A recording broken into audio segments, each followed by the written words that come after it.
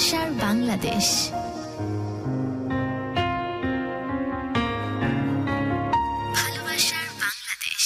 স্বাগতম বন্ধু, আপনাদের সবাইকে শুনছেন এই মুহূর্তে country's largest FM network Dhaka FM 90.4 and this is me Shantul, আপনার সাথে আছি। শুরু হয়ে গেছে ভালোবাসার বাংলাদেশ। পুরো সপ্তাহ জুড়ে যার অপেক্ষায় থাকি আমরা ভালোবাসার বাংলাদেশ, সেই ভালোবাসার বাংলাদেশে চলে এসেছি এবং আজকের এপিসোডটা অনেক ইন্টেন্স একটা এপিসোড হতে যাচ্ছে। আমি নিজেও আসলে অনেক বেশি এক্সাইটেড। সোহেল, অনেক ভালোবাসার সাথে স্বাগত জানাচ্ছি। ধন্যবাদ আপনাকে, স্বাগত। সোহেল, আমি অলরেডি অফ এয়ারে শুনেছি কোন রকমের ভূমিকা ছাড়া এই প্রসঙ্গে চলে যায় যে আপনি আপনার ভালোবাসার মানুষকে নিয়ে ভালো ছিলেন, বৈবাহিকভাবেই সে তার স্ত্রীরা, আপনার স্ত্রী, রাইট? জি। কিন্তু আপনারা সেপারেশনের দিকে যাচ্ছেন। আর কতদিন বাকি আছে সেপারেশন এক্সিকিউট হতে? সেপারেশন আমি গত বুধবারেও বিশ্বাস করিনি যে আসলে সেপারেশনের দিকে যাবে। লাস্ট আমি তার সিগনেচারটা ছাড়া কখনোই বিশ্বাস করতাম না। আমি যখন তার সিগনেচারটা দেখলাম, সিগনেচারটা দেখার পরেই বুঝতে পারলাম যে আমার আসলে আমি আগামী 9 তারিখের মধ্যে, মানে কি 9 তারিখ, জানুয়ারি 9 তারিখ? জি, আজকে তো অক্টোবরের 9 তারিখে সে সিগনেচার করেছে। আর আজকে হচ্ছে জানুয়ারি 4, মানে 5 দিন পর এই সম্পর্ক ইতি হতে যাচ্ছে, রাইট? জি, বাংলাদেশের আইন অনুযায়ী হয়তো সে তো গোটা দুনিয়া থাকতে এখানে কেন? ওর ভাইয়ের কাছে, বাপের কাছে, অমুক জায়গায়, বিভিন্ন জায়গায়, সব জায়গায় যেতে পারতেন। ভালোবাসা বাংলাদেশে কেন? আমি গিয়েছি, সব জায়গাতেই গিয়েছি। আমার যেখানে যেখানে যাওয়ার দরকার আমি সেখানে সেখানে গিয়েছি এবং সে আমাকে প্রচন্ড ভালোবাসে। আমি জানি সে আমাকে প্রচন্ড ভালোবাসে, সে এখনো আমাকে ভালোবাসে। এখানে আসার রিজন কি? আপনার কি মনে হচ্ছে যে এখানে আসলে সব ঠিক হয়ে যাবে? অ্যাকচুয়ালি বিষয়টা ওইরকম না যে এখানে আসলে ঠিক হয়ে যাবে কিনা। আমি আমার শেষ চেষ্টাটা পর্যন্ত করে যাব। আমি তাকে ফেরানোর জন্য আমার যা করতে হয় আমি তাই করব। দেখি শেষ চেষ্টার অংশ হিসাবে এই ভালোবাসার বাংলাদেশ এই মানুষগুলোকে মানে যে জায়গাতে তারা দেখতে পছন্দ করে পরস্পর ভাবে, সেই জায়গাতে আমরা পৌঁছাতে পারি কিনা। ওকে, সো এখন কি সিচুয়েশন, কি অবস্থা এবং আপনার ভালোবাসার মানুষকে নিয়ে আপনার যে কথা সেগুলো শুনতে চাইছে। আমি একটু শুরু থেকেই শুরু করতে চাচ্ছিলাম, খুব ছোট্টভাবে। আমি ধন্যবাদ জানাই ভালোবাসার বাংলাদেশকে। আপনারা যারা লিসেনার শুনছেন সবাইকে অসংখ্য ধন্যবাদ। তো আমার গল্পটা শুরু হয় 2016 সাল থেকে। 2016 সালের জানুয়ারি মাসের 26 তারিখ থেকে আমাদের জার্নিটা শুরু। তো অনাকাঙ্ক্ষিতভাবে জার্নিটা সেই আমার লাইফে ইন হয়। আমি যখন স্টাডি করি আমার ইনস্টিটিউটে, ওই মুহূর্তে। কোথায় পড়েছেন আপনি? আমি পড়েছি পলিটেকনিক। ওকে, একটু কাছে এসে কথা আমি বলবেন। পলিটেকনিকে পড়াশোনা করেছি। আপনি একটু টান দিলেই হবে, একটু আপনার কাছে টান আপনি দিয়ে অ্যাডজাস্ট করে নেন। ওকে। আমি যখন লাস্ট সেমিস্টারে পড়ি তখন আমার পলিটেকনিকে একটা রিলেশন ছিল, একটা মেয়ের সাথে আমার রিলেশন ছিল। তো সামহাউ তার সাথে আমার সে আর কি আমার কাছ থেকে চলে যায়। তো ঘটনাটা একটু প্যাথেটিক ছিল। তো গড গিফটেড বলতে পারেন। ওই মুহূর্তে 2016 সালের দিকে ইমুতে হচ্ছে আপনার নাম সার্চ দিলে আসতো আর কি, প্রোফাইল পাওয়া যায়। তো নাম সার্চ দিলেই তখন নাম্বার লাগতো না। তো আমার যে বর্তমান স্ত্রী, উনি ওই মুহূর্তে আমার নাম সার্চ দিয়ে আমার একটা ছবি পায়। আমার ছবি ছিল না, প্রোফাইলে একটা ছবি দেওয়া ছিল যে একটা ছেলে, একটা মেয়ে, একটা ছেলে আর একটা ছেলেকে তার গার্লফ্রেন্ডকে তুলে দিচ্ছে, এইরকম লাইক একটা ছবি ছিল। ওই ছবিটা দেখে সে আমাকে নক করে এবং সে যখন আমাকে নক করার পরে আমি তাকে বলি যে তুমি কোথায়? ও বলে যে আমি হাসপাতালে, আমার অ্যাপেন্ডিসাইডের অপারেশন হয়েছে। তো অ্যাপেন্ডিসাইডের অপারেশন হচ্ছে কোন হাসপাতালে? ও যে হাসপাতালে অপারেশন করছে ওই হাসপাতালে আমি সবসময় আড্ডা দিই। ওই হাসপাতালে আমি সবসময় থাকি। ওখানকার ডাক্তার, নার্স এবং যে ওনার সবার সাথে আমার পরিচিত। আচ্ছা ঠিক আছে, আমি ওকে না বলে ওই হাসপাতালে চলে গেছি। হাসপাতালে যাওয়ার পরে আমি জিজ্ঞাসা করলাম যে সময় এই নামে কোনো পেশেন্ট ছিল কিনা অ্যাপেন্ডিসাইডের। হচ্ছে হ্যাঁ ছিল, 2 দিন আগে চলে গেছে। তখন আমি আবার টেক্সট করি যে আমি তো হাসপাতালে গেলাম, আপনাকে পেলাম না, আপনি তো হাসপাতালে নাই। বলতেছে আমি চলে আসছি। তারপরেই ওর সাথে আমার দেখা হয় এবং সেখান থেকেই তখন আমি তাকে বলি যে দেখেন, আপনি আমার ফ্রেন্ড হিসেবে থাকতে পারেন। আমার জীবনে একটা ট্র্যাজেডি হয়েছে, 2015 সালের দিকে একটা ঘটনা ঘটেছে। তো আপনি আমার ফ্রেন্ড হিসেবে থাকতে পারেন, এর বাহিরে আর অন্য কিছু না। ওকে। তো আমার হিস্টোরিটা ও শোনার পরে ও অনেকটা ইমোশন হয়ে যায় এবং আমার প্রতি অনেক উইক হয়ে যায়। সেখান থেকেই সে আমাকে বিশ্বাস করতে শুরু করে এবং সেখান থেকে আমার সাথে পথ চলা শুরু করে। তো ওই মুহূর্তে তারপর থেকে তার আমার রিলেশনটা হয় এবং সে আমাকে প্রচন্ড রকম ভালোবাসতে শুরু করে, আমাকে ট্রাস্ট, আমার ছোট ছোট কাজে ট্রাস্ট করতে শুরু করে। লাস্ট যখন ওর কম্পিউটার নষ্ট হয়, কম্পিউটার নষ্ট হওয়ার পরে যখন ও ঢাকায় আসবে, তো ঢাকায় নিয়ে আসার মতো কেউ ছিল না, আমাকে বিশ্বাস করে আল্লাহর উপর ভরসা করে আমার সাথে আসছে। আসার পরে যখন ঢাকাতে সে আসলো, আসার পরে যখন দেখলো তার মধ্যে ভয়, কিন্তু যখন আমি ঢাকা থেকে যেখান থেকে ওকে উঠায় নিয়ে আসছি আবার ওখানে নিয়ে পৌঁছায় দিছি, তারপরে সে বিলিভ করছে না এই মানুষটাকে ভালোবাসা যায় এবং বিশ্বাসের জায়গাটা আসছে, তারপর থেকে সে আমাকে ভালোবাসে এবং সেখান থেকে আমাদের জার্নিটা শুরু। আমাদের 7 বছরের জার্নি টোটাল, 2016 সাল থেকে 2023 সাল পর্যন্ত। তো 2022 সাল পর্যন্ত আমরা হ্যাপি কাপল ছিলাম এবং মানুষ আমাদের নিয়ে হিংসা করতো। ওকে, মানুষ আমাদের নিয়ে হিংসা করতো। আমার যে ফ্রেন্ড সার্কেল ছিল, যারা ভাই ভাবিরা ছিল, সবাই খুব হিংসা করতো এবং খুব করতো, আনন্দ পাইতো যে এদের কাপড়টা এত সুন্দর, এত ভালো, দুজনকে এতটা বোঝে। এই তারপর থেকে আমার রিলেশনটা শুরু হয়। রিলেশন শুরু হওয়ার পরে দেন আমরা ডিসাইড করি যে আমরা বিয়ে করব। আমরা বিয়ে করব। তারপরে 2021 সালে, জানি না বলা ঠিক হচ্ছে কিনা, যদি এটা এখনো কেউ জানে না, আমি তাকে ছোট করার জন্য বলছি না এবং কেউ এই জিনিসটা খারাপ নেবেন না, দরকার নাই। আমরা খারাপ পথে যাইনি, খারাপ কোনো কিছু করিনি। আমরা দুইজনের সম্মতিতে আমরা বিয়ে করে ফেলি 2021 সালের আগস্ট মাসের 30 তারিখে। ওকে, বিয়ে করার পরে আমরা ঢাকাতেই সংসার শুরু করি। আমি আমার অফিস যেখানে, সেখান থেকে আমি মাঝে মাঝে আসি, এখানে থাকি একসাথে। সে আমার কেয়ার করে, যথেষ্ট কেয়ার করে সে কোরআন শরীফ পড়ে, আমি শুয়ে থাকি, একসাথে নামাজ পড়া, কোরআন শরীফ পড়া, সে আমার ছোট ছোট আবদারগুলো পূরণ করা। তারপর হচ্ছে সে আমি যেটা খাইতে চাইতাম সেটা খাওয়াইতো, যেটা খাইতে চাইতাম। সে কখনো কোনো কিছুর লোভী ছিল না, কখনোই কোনো কিছুর লোভী ছিল না। আমি টাকি মাছের ভর্তা খুব পছন্দ করতাম, ও আমার জন্য টাকি মাছের ভর্তা করতো। আমি নিহারি অনেক পছন্দ করতাম, সে বাসায় কুরবানি ঈদ হলেই বাসা থেকে নিহারি নিয়ে আসতো আমার জন্য। সে আমাকে খাওয়াইতো, আমার কাপড় ধুয়ে দিত, আমার পায়ে জুতা পর্যন্ত সে পরায় দিছে। আমার পায়ে জুতা কখনো অবহেলা করেনি, সে আমাকে অবহেলার চোখে কখনোই দেখেনি। এবং আমাদের লাইফটা, এই জিনিসগুলো দেখে আমাদের সাথে যারা ছিল, প্রতিবেশী ভাই ভাবি যারা ছিল, তারা অনেক এই জিনিসটা নিয়ে অনেক প্রাউড ফিল করতো। আলটিমেটলি এপাশে আমরা বিয়ে করেছি, আমরা সংসার করতেছি, ওর বাসায় জানতেছে যে ও পড়াশোনা করতেছে, আমিও পড়াশোনা করতেছি। ইভেন ওর বাসায় কনভিন্স করার চেষ্টা করতেছে, হ্যাঁ, ওর বাসায় কনভিন্স করার চেষ্টা করতেছে, আমিও আমার বাসায় কনভিন্স করার চেষ্টা করতেছি যে জিনিসটা পারিবারিকভাবে যেন সবাই মেনে নেয়। ওকে। তো তারপর আমার বাবাকে রাজি করার চেষ্টা করলাম। আমার বাবা রাজি ছিল, ওর ফ্যামিলি থেকে স্পেস দিচ্ছিল না। সামহাও একদিন ওর ফ্যামিলি থেকে স্পেস দিল, ঠিক আছে আপনারা আসেন। ওর বোন হচ্ছে বাইরে থাকতো, তখন ওর বোন আসলো। আসার পরে ওর বোন এবং দুলাভাই তারা খুব ডেডিকেট পার্সন ছিল আমার সেকেন্ড ম্যারিজে। ওকেই আমি বিয়ে করছি সেকেন্ড ম্যারিজ, মানে দ্বিতীয়বার। প্রথমবার আপনারা নিজেরা বিয়ে করেছেন, তারপরে ফ্যামিলির মতে 2021 যেটা হয়েছিল, রাইট? জি। ওকে। তারপরে ওই একই মানুষকে তারপর দিতে পারবে বিয়ে করলেন অফিসিয়ালি, জি, এটা কেউ জানে না, সেটা সে আর আমি ছাড়া। 2021 ঘটনাটা কেউ জানতো না, কেউ জানে না। আজকে আর 2023 গিয়ে বিয়ে 2022 আবার হচ্ছে আপনার জুলাই মাসের 17 তারিখে আমরা পারিবারিক। এটা আগের বছর অগাস্ট, এটা হচ্ছে জুলাই, তো অলমোস্ট 1 বছর। জি, অলমোস্ট 1 বছর আপনারা বিয়ে করেছেন, যেটা কেউ জানতো না। কেউ জানতো না, কিন্তু তার আগে বাকি যে 5 বছর ছিল, সেই 5 বছর খুবই রোমান্টিক ছিলাম এবং একসাথে ঘুরতে যাওয়া, খাইতে যাওয়া। সে আমার এমন কোনো আবদার নেই, এমন কোনো ইয়ে নাই। সে কখনো অর্থলোভী ছিল না, কখনো ওইরকম কোনো কিছু ছিল না। দেন পরিবারকে যখন রাজি করি, ওর ফ্যামিলি শুরু থেকেই আর কি, কোনো বাবা মাই চায় না যে তার মেয়েকে দূরে বিয়ে দিতে, খুবই স্বাভাবিক। কোনো বাবা মাই চায় না। ওকে। তো তারাও চাচ্ছিল না যে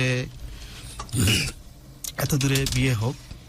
পরবর্তীতে ফ্যামিলিকে রাজি করালাম, ফ্যামিলিকে রাজি করে আমার ফ্যামিলি আসলো, আমি বিয়ে করলাম। আমাদের বিয়ে জুলাই মাসে ওদের বাসায় বিয়ে হলো। বিয়ের রাতটা আমার বাসা অনেক দূরে, যেতে পারেনি।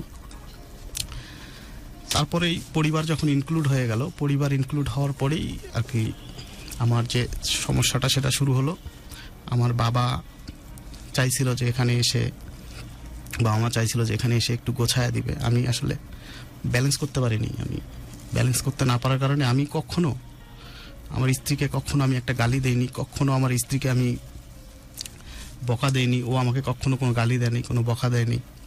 আমাদের মাঝে খুব গুড বন্ডিং। বাট ফ্যামিলি যখন ইনক্লুড হলো, ফ্যামিলি ইনক্লুড হওয়ার পরে বাবা মা যখন আসলো, আমরা তো বিয়ের আগে একটা বছর একসাথে ছিলাম, ফ্রিডম ছিলাম, ওর ফ্যামিলিও ছিল না, আমার ফ্যামিলিও ছিল না। তো ফ্যামিলিগুলো যখন অ্যাড হয় না, আসলে ফ্যামিলিগুলো যখন অ্যাড হয় তখন আসলে ব্যালেন্স করা যায় না কোনো কিছু। মানে বিষয়টা হচ্ছে যে আপনার কি ঠান্ডা লাগছে? না, ঠান্ডা ঠিক লাগছে না। যখন ফ্যামিলি অ্যাড হলো, ফ্যামিলি অ্যাড হওয়ার পরে ও বলছিল আমার ফ্যামিলিকে যে আপনারা বাসায় থাকেন 2টা মাস, বাসায় থাকেন, আমরা একা থাকি। ওর বাসায় ও যাইতো, আমার ফ্যামিলি থেকে বলতো যে না তুমি বাসায় এত ঘন ঘন যাওয়ার দরকার কি, ওর মা অসুস্থ ছিল, ওর ফ্যামিলিতে ওই আর কি সবকিছু দেখাশোনা করতো। তো এর মাঝখানে হঠাৎ করে ওর ফ্যামিলি থেকে আমার বাসায় লোক আসে, একটা সিন ক্রিয়েট তৈরি হয়। সিন ক্রিয়েট হওয়ার পরে সে রাগ করে তার বাসায় চলে যায়। চলে যাওয়ার পরে কি হয়েছিল সিনক্রেট? সিন ক্রিয়েট বলতে এখানে সর্বশেষ যে ঘটনাটা সেটা হচ্ছে যে আমি বাইক অ্যাক্সিডেন্ট করে আমার অফিস কলিগ ওকে ফোন দেয় যে আপু সোহেল ভাই তো অ্যাক্সিডেন্ট করছে, আপনি আসেন। তখন কোথায় জব করেন আপনি? আমি তখন হচ্ছে যমুনা ইলেকট্রনিক্স অ্যান্ড অটোমোবাইলসে Okay. ডেপুটি ম্যানেজার হিসেবে আমি। দেন ও আমার ওই অ্যাক্সিডেন্টের কথা, কতদিন আগের ঘটনা এটা? এটা লাস্ট ইয়ারের শুরুর দিকে। ওকে। হ্যাঁ, লাস্ট ইয়ারই শুরু দিকে, তো 2024 চলে। দেন ওই আসে আর খালাকে নিয়ে, ও না খেয়ে রোজা ছিল, না খেয়ে রোজা থাকার পরে সে আসার পরে আমার বাবা বললো যে, আমি বলছি যে আব্বা ও তো আসতেছে, বললো যে ওকে একটা ফোন দিতে বল, আমাকে একটা ফোন দিতে বল যে বাবা আমি আসছি। আমি বললাম যে বাবাকে একটা ফোন দাও। বলতেছে যে বাবাকে কেন ফোন দিতে হবে, কারণ এ পাশে বাপ বলছে যে একটা ফোন দাও, ফোন দিয়া বাপের সম্মানটা বাপ চাচ্ছে বউয়ের কাছ থেকে। আমি ওকে বললাম যে বাবাকে ফোন দাও। এখন ও বললো যে বাবাকে ফোন দিতে হবে কেন দরজা খুলতে গেলে। এই যে বাবাকে ফোন দিতে হবে কেন দরজা খুলতে গেলে, আমি ব্যালেন্স করতে পারতেছিলাম না, বাপকে কি বলবো আর আমার বউকে কি বলবো। আমি মাঝখানে ফাঁকতালে পরে পরে বাপ মায়ের সাথে রাগ দেখাদেখি করে আমি দরজা খুললাম। আসার পরে ওইখানে একটা ছোটখাটো সিন ক্রিয়েট হয় আমার ওর খালার সাথে, আমার আম্মার একটা কথা কাটাকাটি হয়, বাট আমাদের মাঝে এরকম কোনো কিছু ছিল না। সেখানে হওয়ার পরেই দেন ও আর কি ওই দিন পরে আমার বাবা ছিল না, বাবা বাসায় ছিল। পরে বাবা আসলো, একদিন পরে বাবা আসলো, আসার পর ওর খালার সাথে কথা বলতেছে। তো ওদের পারিবারিক আর কি, আমাদের আর ওদের পারিবারিক নিয়ে ওরা কনভারসেশন করতেছে। এনারা চাচ্ছে এনাদের সম্মান, ওনারা চাচ্ছে ওনাদের সম্মান। তো মাঝখানে হচ্ছে বলির পাটা হচ্ছে আমি এবং আমার ওয়াইফ। দেন ওই রাতে ওর বাবা আসলো, আসার পরে কথাবার্তা হলো, একটা সিন ক্রিয়েট হলো ছোটখাটো পারিবারিকভাবে যেটা হয়। হওয়ার পরে কি হয়েছিল? ও হচ্ছে খালার সাথে আসছে, খালার সাথে বাসায় যাবে, আমি গিয়ে ওকে নিয়ে আসবো।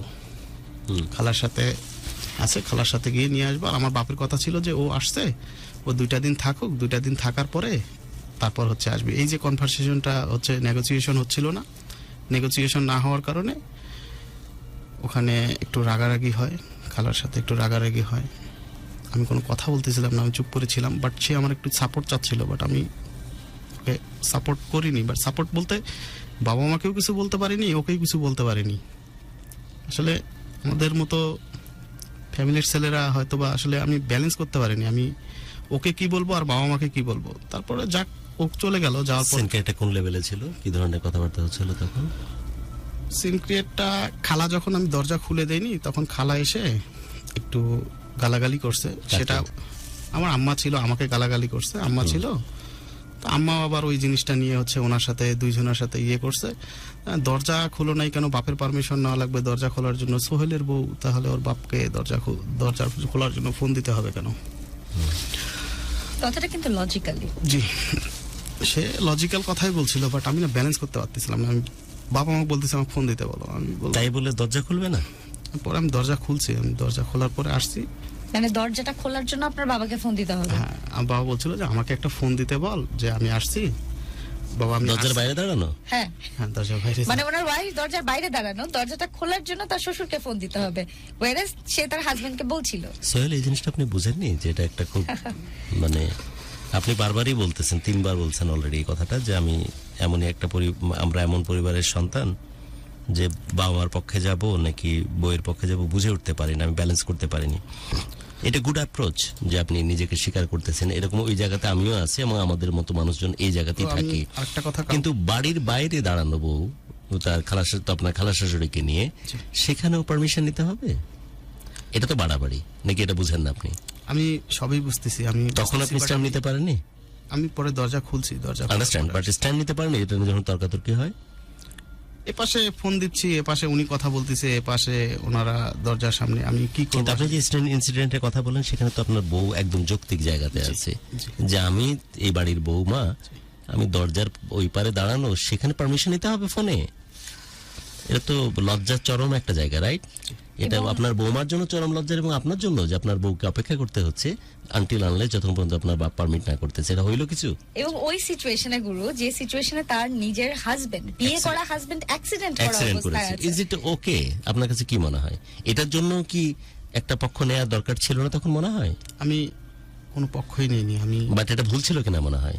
যে আমি ভুল ছিলাম। অফকোর্স ইট ইজ, এটা তো পরিষ্কার যে এটা ভুল করেছেন আপনি। ওকে, তারপর বাবা মা বউ এগুলোর বাইরে তো একটা ইথিক্যাল জাজমেন্ট থাকে না একটা মানুষের, সেই জাজমেন্ট তো আপনি নিতে পারেননি তখন, রাইট?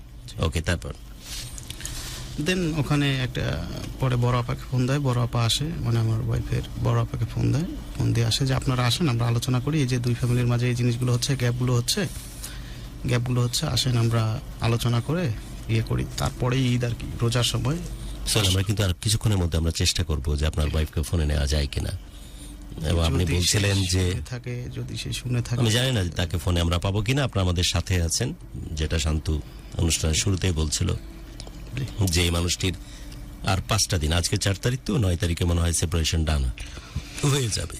তো এই মানুষটি কি কারণে চিন্তা করেছিলাম গুরু এই ক্যানভাস বা ভালোবাসা বাংলাদেশের ক্যানভাসে গুরু আমি আপনাকে বলি, আমি যখন আমি জানতে পারলাম যে আমাকে সে ডিভোর্সের পথে গেছে, আমি কখনো বিশ্বাস করিনি। আমি যখন জানতে পারলাম, আমি ওদের বাসায় গেছিলাম গুরু, গত 23 সেপ্টেম্বর।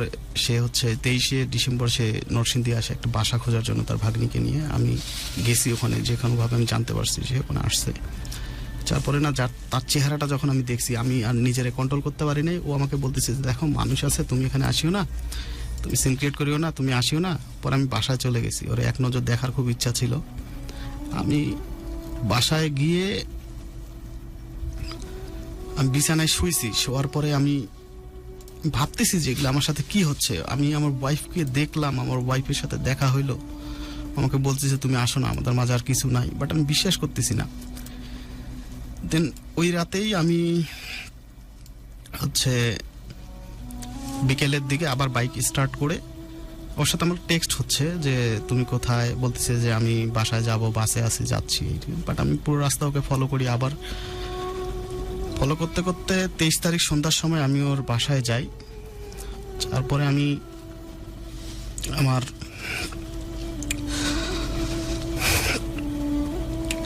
বাসায় যাওয়ার পরে আমার শাশুড়িকে প্রথম দেখি। আমার শাশুড়িকে দেখার পরে আমি আমার শাশুড়িকে বলি যে আমার কেমন আছেন, তুমি কে, তোমার চিনি না।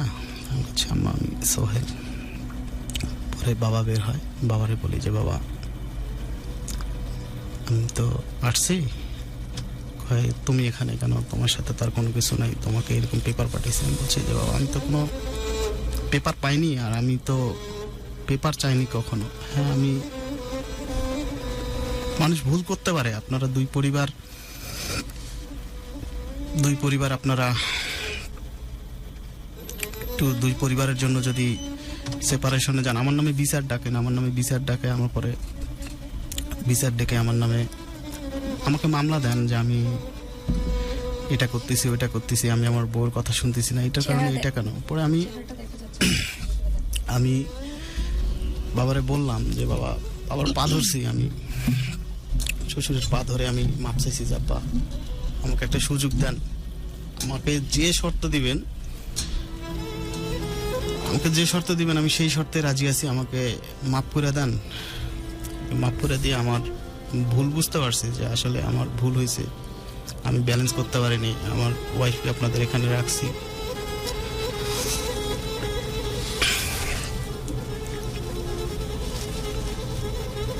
আমি একটা কথা বলি আপনাকে, যে আমার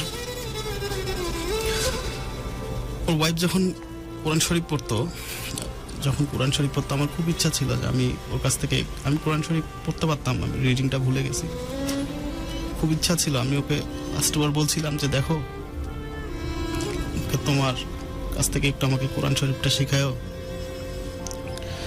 বাবার পা ধরছি, মায়ের পা ধরছি, ধরে বলছি যেটা হয়েছে যদি আপনার পেপার দিয়েও থাকেন ওটা বাদ করে যান, এখনো তো সময় আছে। আমি তো আমার ভুলটা বুঝতে পারছি, আপনারা যে শর্ত দিবেন, আপনারা আমাকে যে শর্ত দিবেন আমি সেই শর্ত মানতেই রাজি আছি। আমি সেই শর্ত নিয়েই আমি ওর সাথে সংসার করতে চাই। দেন বাবা ওখান থেকে বললো যে তুমি চলে যাও। এর মাঝখানে 9 মাসের একটা গ্যাপ, 5-8 মাসের একটা গ্যাপ ছিল। ওর মাঝখানে আমার মাকে পাঠাইছিলাম, আমার মাকে ফেরত পাঠানো হয়েছে। মাকে বলছে যে আপনি চলে যান। আম্মা ফেরত আসছে, পরে আমি আমার শ্বশুরের কাছে পা ধরছি। আমি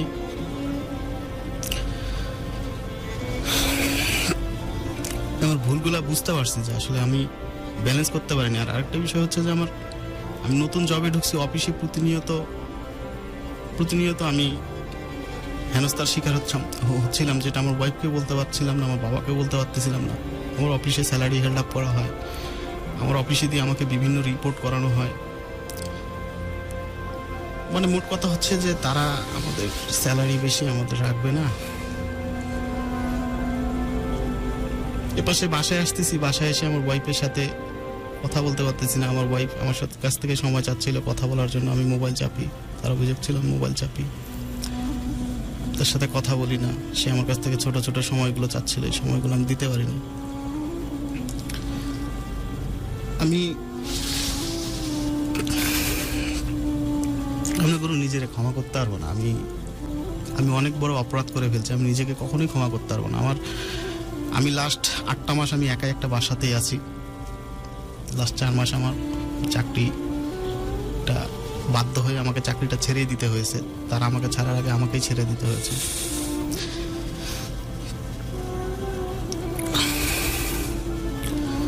আমি আল্লাহর কাছে অনেক কান্নাকাটি করছি।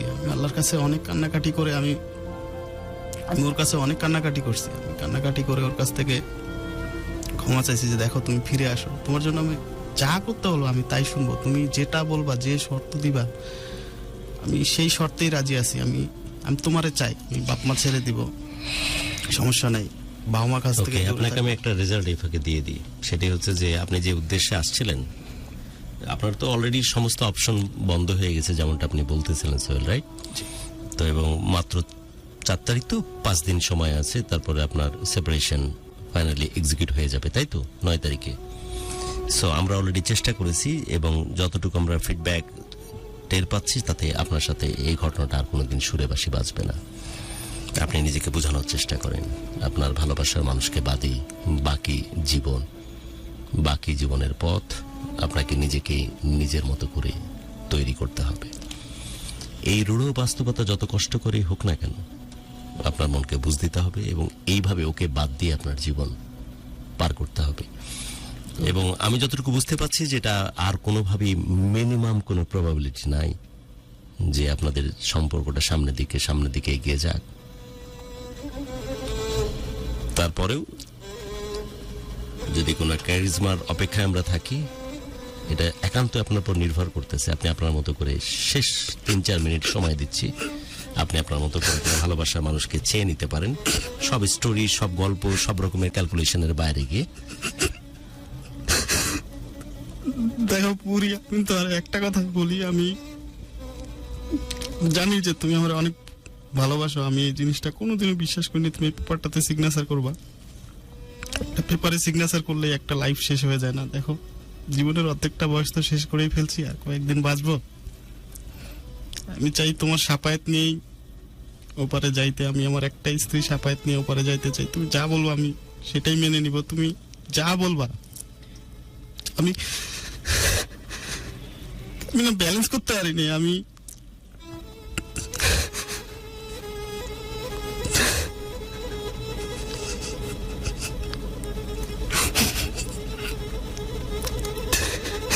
তুমি যেমনটা কষ্ট পাইছো এখন ঠিক তেমনটাই কষ্ট আমি পাচ্ছি। বলছো না যে আমি কষ্ট পাবো, আরো কষ্ট পাবো, আমি ঠিক তেমনটাই কষ্ট পাচ্ছি। আমি পরিবার ছেড়ে দিছি, আমি একা একটা রুমে থাকি। আমি যে কোনো বিনিময়ে আমি তোমারে চাই, আমি যে কোনো বিনিময়ে তোমাকে চাই। আমি আমার ভুলগুলো বুঝতে পারছি। আমি অফিসে টর্চার হচ্ছিলাম, বাসায় এসে এই জিনিসগুলো না তোমাকে কিছু বলতে পারছি না ওনাদের কিছু বলতে পারছি। দেখো, মানুষ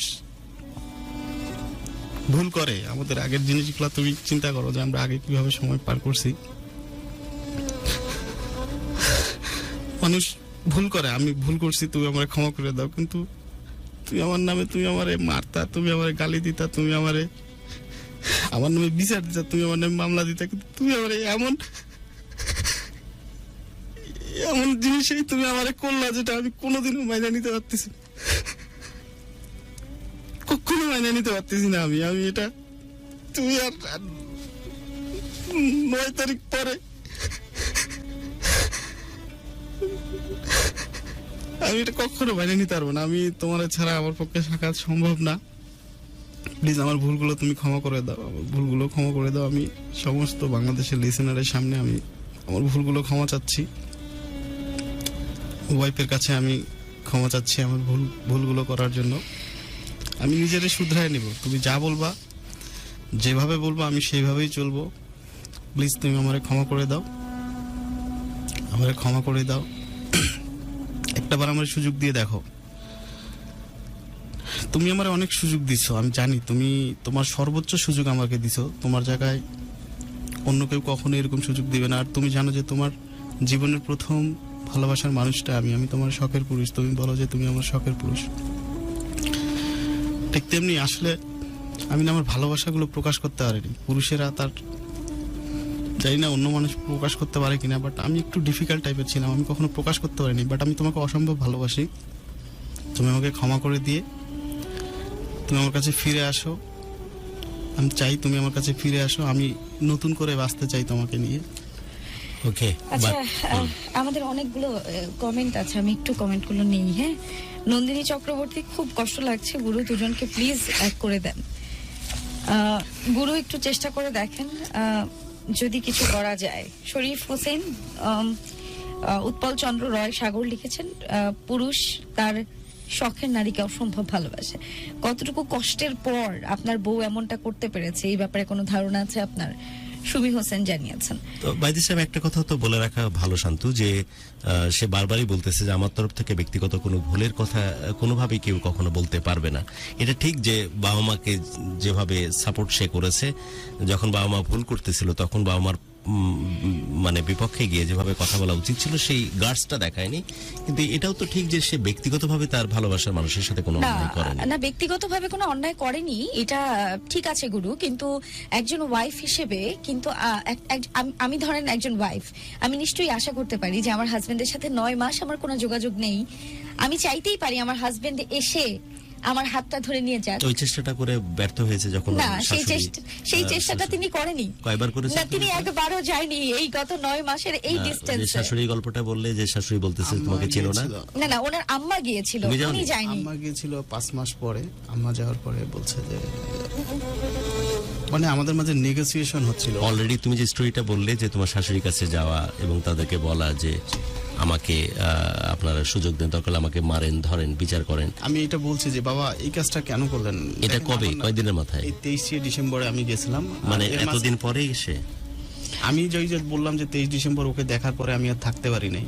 আর এই পাশে আমি একা একটা রুমে, ও কষ্ট পাচ্ছে ওইদিকে, একা একা অনেকের কথা শুনতেছে, অনেক রকম কথাবার্তা শুনতেছে। আমিও এই পাশে একা, ওর সাথে আমার কনভারসেশন হচ্ছে। ও বলতেছে যে কি বলে আমি হচ্ছে তুমি আসো, তোমার বাবা মা ছাড়া থাকতে হবে, আমি তোমার দেশের বাসায় যাব না, এই করবো না, সেই করবো না। তো আমি ওর অভিমান করতেছে, আমিও অভিমান করতেছি, এরকম নেগোসিয়েশন হচ্ছে। আমি তো জানি সে আমার ওয়াইফ, তো আমাকে কোনোদিনও ছেড়ে যাবে না। সে আমাকে বলছে যে সোহেল, আমি যদি কোনোদিন পাগলও হয়ে যাই, উপরে আল্লাহ, যে আমি যদি এই 23 ডিসেম্বর বাড়িতে গেছিলেন ফাইনালি। 23 ডিসেম্বর ওর বাসায় গেছি, যাওয়ার পর আব্বার পা ধরছি, আম্মার পা ধরছি। তারপরের দিন হচ্ছে একদিন পরে হচ্ছে ওখানকার ইউনিয়ন পরিষদের চেয়ারম্যানের কাছে গেছি, চেয়ারম্যানের পা ধরছি, চেয়ারম্যানের ছেলের পাও ধরছি আমি, যে ভাই আমার এই জিনিসটা সমাধান করে দেয়। আজকের পৃথিবীতে এত শক্ত হতে নাই। আর এত বেশি নিজের ইমোশন লুকিয়ে রাখতে নাই। আমি না, আমি চেষ্টা করার যে চেষ্টার জন্য আপনি আমার কাছে আসছিলেন, অনেকেই ভাবে যে এ তো পাখি ভাইয়ের একটা সংস্করণ, এতে স্বামীর কাছে গেলে হয়তো ঠিক হয়ে যাবে। বিশ্বাস করেন, একেবারেই সম্ভাবনা নাই। এখন আপনি যদি মনে করেন, শেষবারের মতো 1 থেকে 2 মিনিট সময় দিচ্ছি। প্রোগ্রামটা আমি প্রলং করার চেষ্টা করতেছিলাম তখনই যখন সম্ভাবনা ছিল, বাট এখন আমার কাছে মনে হচ্ছে আসলে সম্ভাবনা নাই, কারণ আমরা বিভিন্নভাবে ট্রাই করেও রেজাল্ট পজিটিভ হবে না সেটা বুঝতে পারতেছি। আপনি 1-2 মিনিটে কথা বলেন, তারপর আমরা অনুষ্ঠান দরকার এত আগেই শেষ করে দেবো, কারণ এখানে আসলে পাওয়ার মতো কিছু নাই। লাস্ট 1 or 2 মিনিটস ইমোশন আল্লাহ রাব্বুল আলামিন তার বান্দাকে শিখায় দেন। সোহেল, আমি তোমার যদি কান্না না আসে, আমাকে কান্নার অভিনয় করে হলেও আমাকে ডাকো, আমি আল্লাহ তোমার মনের কষ্ট, মনের দুঃখ বুঝে নেব। আর মানুষ কেমনে বুঝে? So আপনাকে অবশ্যই সেই রকম ভাবেই তার কাছে নিজেকে পৌঁছাতে হবে। আমি বাবাকে লাস্ট 1 or 2 মিনিটস বাবা মা ভাই বোন আত্মীয় স্বজন সবকিছু গুল্লি মারেন, বউকে নিয়ে কিছু বলার থাকলে বলেন। দেখো বুড়ি, আমি তোমার একটা কথাই বলতে চাই, তুমি আমার একটা সুযোগ দাও। তুমি যা বলবা আমি সেটাই মেনে নিব। তুমি যা বলবা, যেভাবে চলতে বলবা আমি সেইভাবে মেনে নিব। তুমি আমার কাছে ফিরে আসো। যেটা হয়েছে, একটা পেপারে সিগনেচারে একটা সম্পর্ক শেষ হয়ে যায় না। আমি জানি আমার চেয়ে অনেক কষ্ট তোমার হয় আমার জন্য। আমি জানি তুমি আমাকে অসম্ভব ভালোবাসো, পাগলের মতো ভালোবাসো। একটা শখের নারী কখনোই তার একটা শখের পুরুষকে ছাড়তে পারে না। আমি জানি কখনোই তুমি আমাকে ছাড়তে পারবা না। হয়তো কাগজে কলমে ছাড়তে পারবা, কিন্তু তোমার মন থেকে কখনোই তুমি আমাকে ছাড়তে পারবে না। আমরা নতুন করে আবার শুরু করতে চাই। আমার ভুলগুলো তুমি ক্ষমা করে দাও। ক্ষমা করে দিয়ে প্লিজ আমার কাছে ফিরে আসো।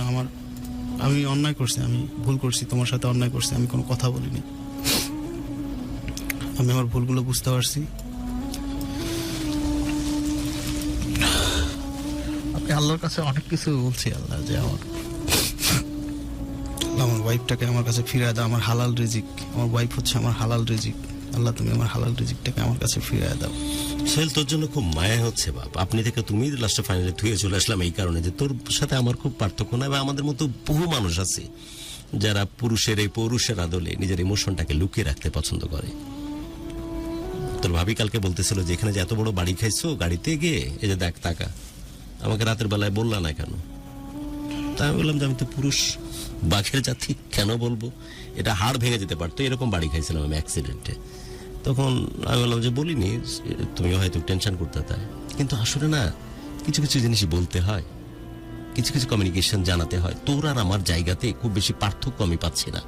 এবং বিশ্বাস কর, বাংলাদেশের পার্সপেক্টিভে বাবা মার প্রতি এত বেশি আমাদের দরদ, এত মায়া, এত টান, এত মহব্বত, এটা খুবই খুবই গুরুত্বপূর্ণ।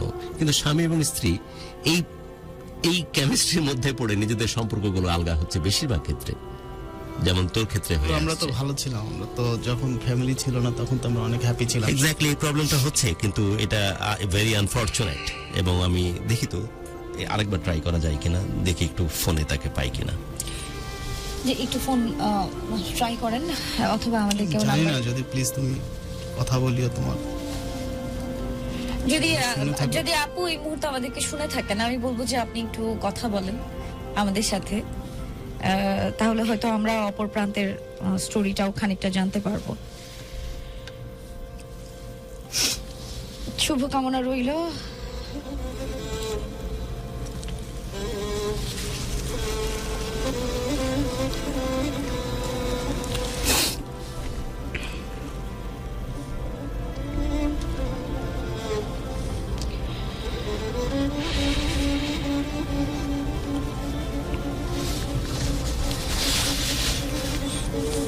সারা রাত ঘুম হবে না। আবার একটা মানুষ যখন এত আশা নিয়ে আসে এসব প্রোগ্রামে বা এইসব ক্যানভাসে, আল্লাহ তুমি আমাদের কাজটাকে সহজ করে দাও, যাতে মানুষের ভরসা থাকে ভালো কিছুর প্রতি।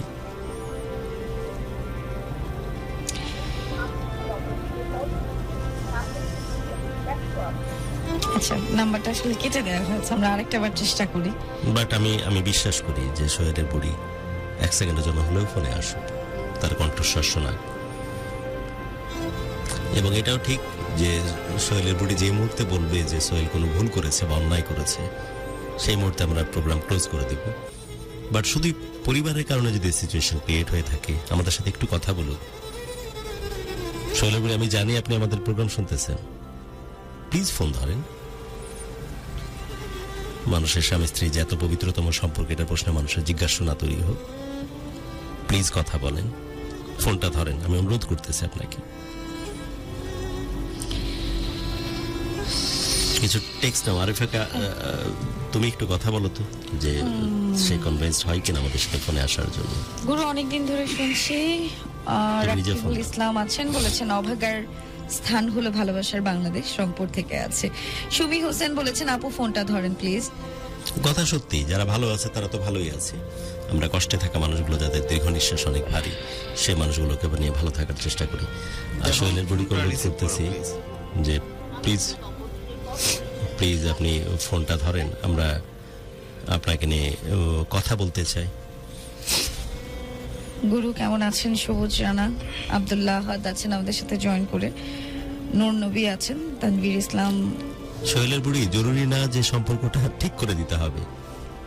এটা তো ঠিক যে অনেক যত্ন করে ভালোবেসেছিলেন এই মানুষটিকে, জাস্ট শুধু ফোনে আসা, আপনার জায়গা থেকে আপনার কথা বলা যদি কিছু জায়গা থাকে সে প্রসঙ্গগুলো বলা, এটা কোনোভাবেই জরুরি না যে আপনাকে সবকিছু মেনে নিতে হবে, আবার ওর সাথে সংসার করতে হবে। আমি কোনোভাবে প্রেসারাইজ করবো না, কোনো কথাই বলবো না, বাট আপনার সাথে কথা বলতে খুব মন চাচ্ছে। শৈলের বুড়ি, প্লিজ ফোনটা ধরেন।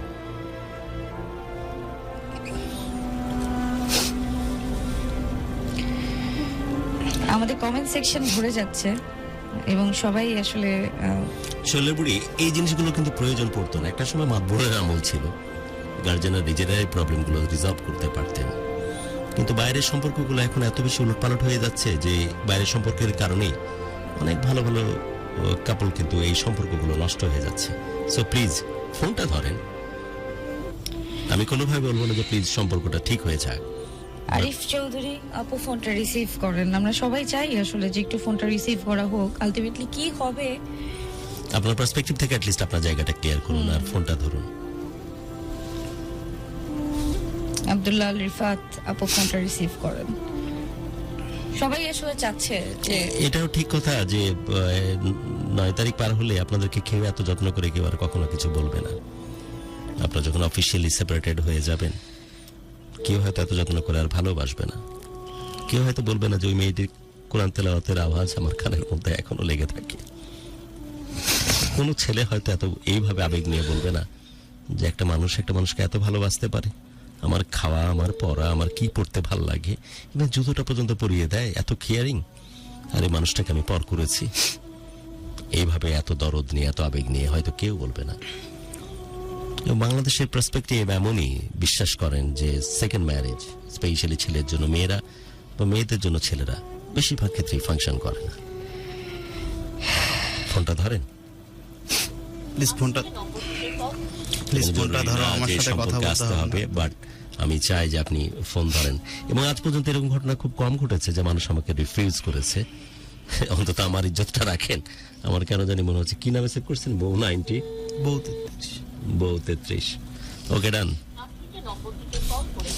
উম্মে কুলসুম রিঙি ফোনটা ধরলে ঘটনাটা বোঝা যেত। অ্যাবসলিউটলি আমরা ওটাই চাচ্ছি আসলে, যে উনি ফোনটা ধরুক, অ্যাটলিস্ট আমরা জানি যে কি হতে যাচ্ছে।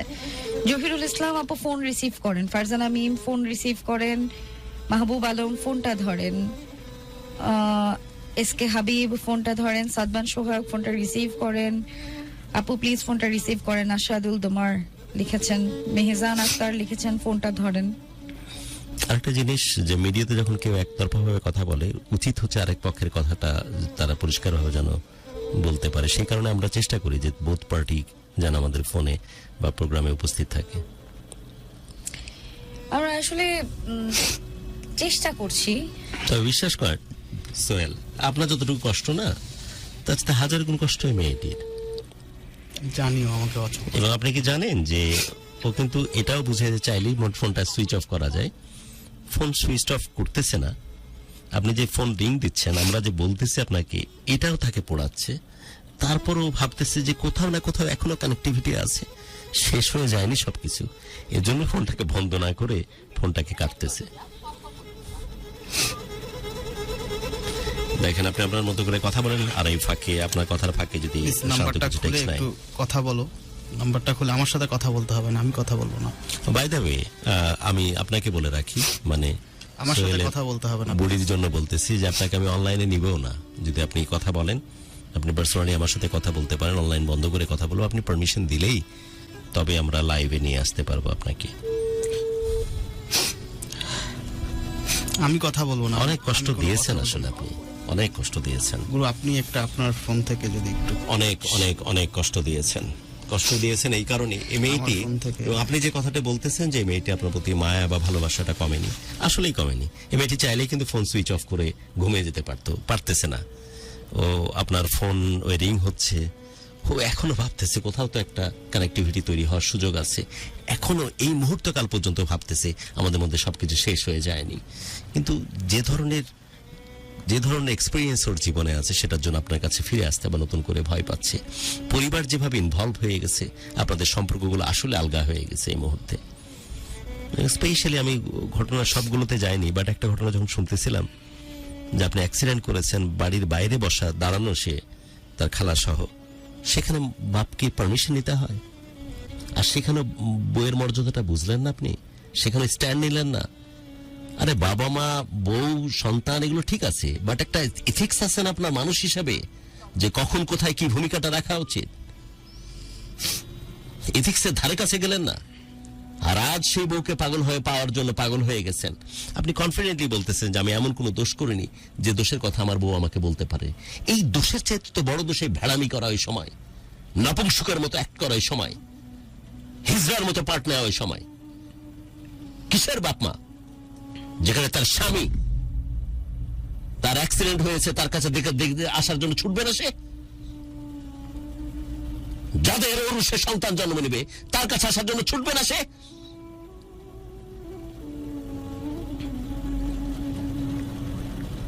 এখন যদি কোনো বাবা বা মা মূর্খের মতো পরিচয় দিয়ে বলে বসে যে আমাকে ফোন দিয়ে বলো তারপর পারমিট করব, এটা কি হিটলারের ডিক্টেটরশিপ গভর্নমেন্ট নাকি? আর আপনি কেমন ছেলে যে ওই সময় সেটা পারমিট করার জন্য আপনি ব্যস্ত হয়ে পড়লেন? কেন স্ট্যান্ড নিলেন না? ব্যক্তি মানুষ হিসেবে আপনার ইথিক্যাল কোনো ভিউ নাই, ন্যায়পরায়ণতা বলে কিছু নাই যে কোন জায়গাতে কি করা উচিত? এটাকে তো পাগলামি বলে। কোন ভরসা আসবে বলেন তো আপনার কাছে? এটা তো ঠিক না। এই বিষয়টা তো ঠিক যা বলতেছি, নাকি বাড়ায় বলতেছি বলে মনে হচ্ছে আপনার? আমার ভুলগুলো বুঝতে পারছি, ব্যালেন্স করতে পারি। দুঃখজনক, সো আনফরচুনেট।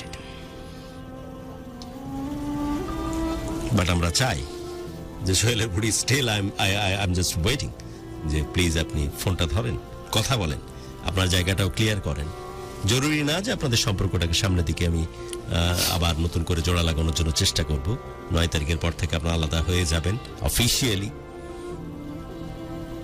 কিন্তু তার আগ মুহূর্তকাল পর্যন্ত যদি একবার ফোনে আসেন, অ্যাটলিস্ট আপনার জায়গাটা আপনি ক্লিয়ার করেন, কথা বলেন, দেন আমরা প্রোগ্রামটা শেষ করে নিয়ে আসবো।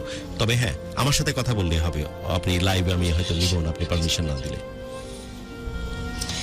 আমরা বহুবার ফোন দেওয়ার চেষ্টা করেছি, ফোন দিয়েছি, বাট অপর প্রান্ত থেকে আসলে কোনো রেসপন্স আসেনি।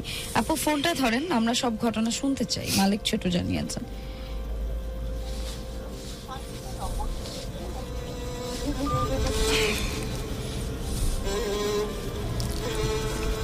ওকে, আমরা মাঝে মাঝে হয়তো ট্রাই করব, বাট যদি আপনি কথা না বলেন সো নাই সই। বাট আমরা চেষ্টা করতেছিলাম যে শেষ মুহূর্তে আপনাকে ফোনে নেওয়া যায় কিনা, এবং আমি বাকি কথাগুলো আপনার কাছ থেকে শুনতে চাই, স্পেশালি তোমার কাছ থেকে শুন। এই মানুষটিকে ঘিরেই যদি তুমি জীবন ফাংশন করে তাহলে তোমার সিচুয়েশন কি হবে, কিভাবে চিন্তা করতেছে ভবিষ্যতের জীবন, সেগুলো নিয়ে একটু কথা বলো। মাইক্রোফোনে একটু কাছাকাছি। আমি আমার সকল স্বপ্ন, আমার সকল চাওয়া পাওয়া, আমার এই পর্যন্ত আসা, সে তার সাপোর্টেই আমি আজকে পর্যন্ত এখানে আসছি। সে আমার পাশে ছিল, সে আমার অনুপ্রেরণা দিয়েছে, অনুপ্রেরণা দেওয়ার কারণে এখানে আসছি। আসলে একটা পুরুষ বাইরে, আপনি বললেন যে আমি অ্যাক্সিডেন্ট করেছি, আমার ওয়াইফকে বলতে পারিনি। আসলে পুরুষরা তার ইমোশনের জায়গাটা দেখাইতে পারে না, কষ্টের জায়গাটা কাউকে বলতে পারে না। একটা মেয়ে মানুষ সহজে কান্না করতে পারে, একটা পুরুষ সহজে কান্না করতে পারে না। আমাদের কান্না আসে না। আমি ভুল করছি, আমি ব্যালেন্স করতে পারিনি, আমি তোমাকে প্রায়োরিটি দেইনি। কিন্তু এটাও সত্য যে আমি কখনো তোমাকে বকাবাজি করিনি, এটাও সত্য যে আমি তোমাকে কখনো গালি দেইনি, তো এটাও সত্য যে আমি কখনো তোমার গায়ে হাত তুলিনি। হ্যাঁ, আমার লাইফে আমি একবার শুধু তোমার গালে একটা থাপ্পড় দিয়েছিলাম, সেটা বড় আপামনি এবং আম্মা দুইজনেই ছিল। তাদের মাঝখানে যখন তুমি কথা বলতেছিলে, এই কারণে স্ত্রী হিসেবে তোমাকে একটা থাপ্পড় দিয়েছি। আমি তোমার সুপারিশ নিয়েই জান্নাতে যেতে চাই, আমি তোমাকে নিয়েই বাঁচতে চাই।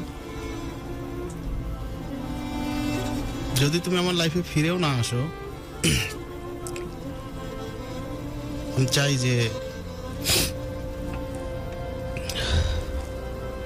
তুমি ভালো থাকো। আমি আসলে ভালোবাসার মানুষকে কখনো ছোট করা যায় না, ভালোবাসার মানুষকে কখনো ঘৃণা করা যায় না। ভালোবাসার মানুষের জন্য একটা সফট কর্নার থাকেই। মানুষ ভুল করতে পারে। আমাদের যখন পৃথিবী সৃষ্টি হয়, আদম এবং হাওয়া আলাইহিস সালাম যখন আসে, শয়তান ওইখানেই চ্যালেঞ্জ করছিল যে তোমার বান্দাকে আমি পথভ্রষ্ট করব, এবং শয়তান সেটাতে সফলকামও হয়। সফলকাম হওয়ার পর থেকেই শয়তান আল্লাহর সাথে চ্যালেঞ্জ করে, হয়তোবা আজকে শয়তানই জয়ী হয়ে যাবে, আজকে হয়তোবা সেই ইবলিস শয়তান আল্লাহর সাথে যে চ্যালেঞ্জ করছে সেই জয়লাভ করবে। সবচেয়ে নিকৃষ্ট হালাল হচ্ছে ভিক্ষা করা আর তালাক।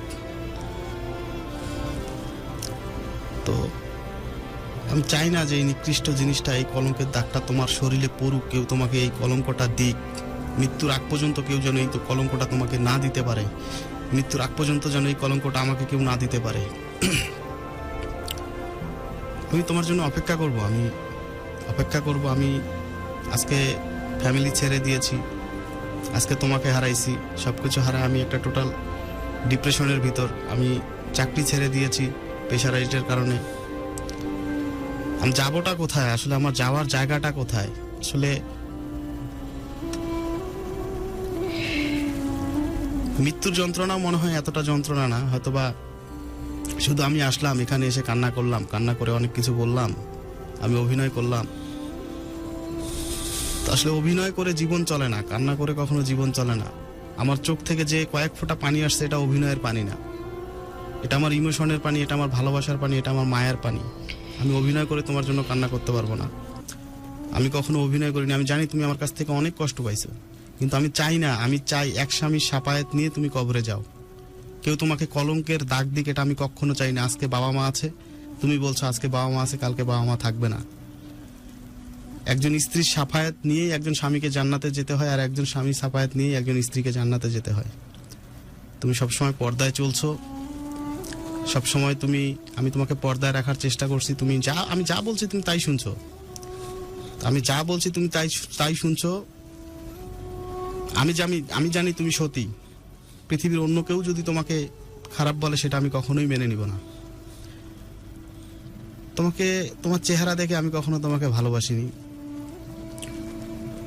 তোমার কথাবার্তা, তোমার চলাফেরা, তোমার পর্দায় চলাফেরা, সবকিছু, এই সবকিছুর জন্যই না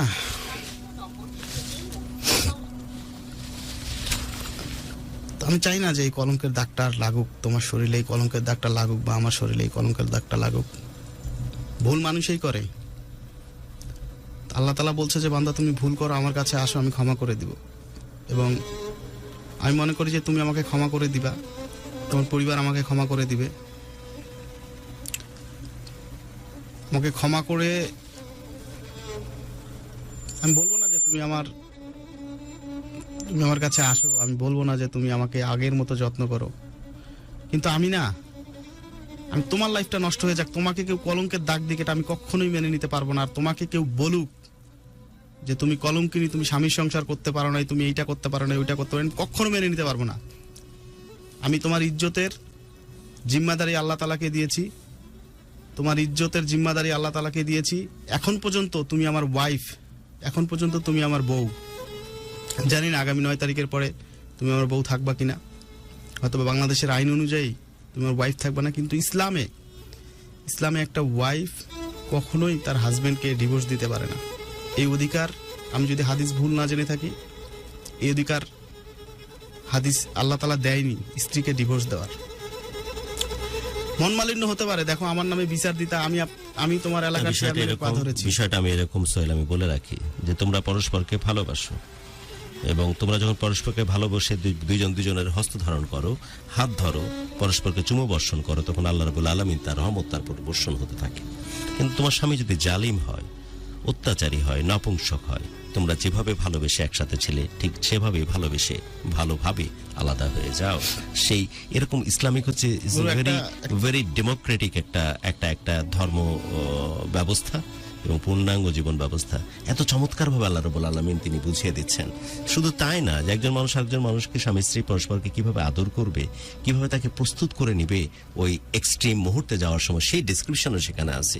এটা দেখে আর অবাক হই যে আল্লাহ রাব্বুল আলামিন কি চমৎকার পূর্ণাঙ্গ জীবন ব্যবস্থা আমাদের জন্য রেখেছেন ইসলামের এই ধর্মের আদলে। সো বিষয়টা এরকম। বাট আপনার এই কথাটা আমরা অ্যাকনলেজ করি, স্পেশালি সোহেল তোমার কথা যেটা তুমি বলতেছিলে। কখনো ও ওর বুকে, আমার বালিশ ছিল ওর বুক, ওর ব্যথা হইতো, ও আমার বুকে সবসময় ঘুমাইতো। আপনার মতো অভাগা, আপনার মতো দুর্ভাগা আমি একটা কথা বলি আপনাকে, যখন ঘুমাইতাম ও আমার এখানে মাথা দিয়ে ঘুমাইতো। আমি ডান কাঁধে যখন ঘুমাচ্ছি, ও আছে আমার হাতে ব্যথা লাগবে, আমি এখন ঘুরবো, ও ঘুমের মাঝেই না অন্য পাশে ঘুরে যাইতো। আপনার মতো দুর্ভাগা দুনিয়াতে নাই। ও ঘুমের মাঝে অন্যদিকে ঘুরে যায়। আমি তো বলতাম যে তুমি ঘুমের মাঝে কি তুমি কোনো স্বপ্ন দেখো নাকি, উল্টো পাশে ঘুরে যাচ্ছ, চলে যাচ্ছ উল্টো পাশে।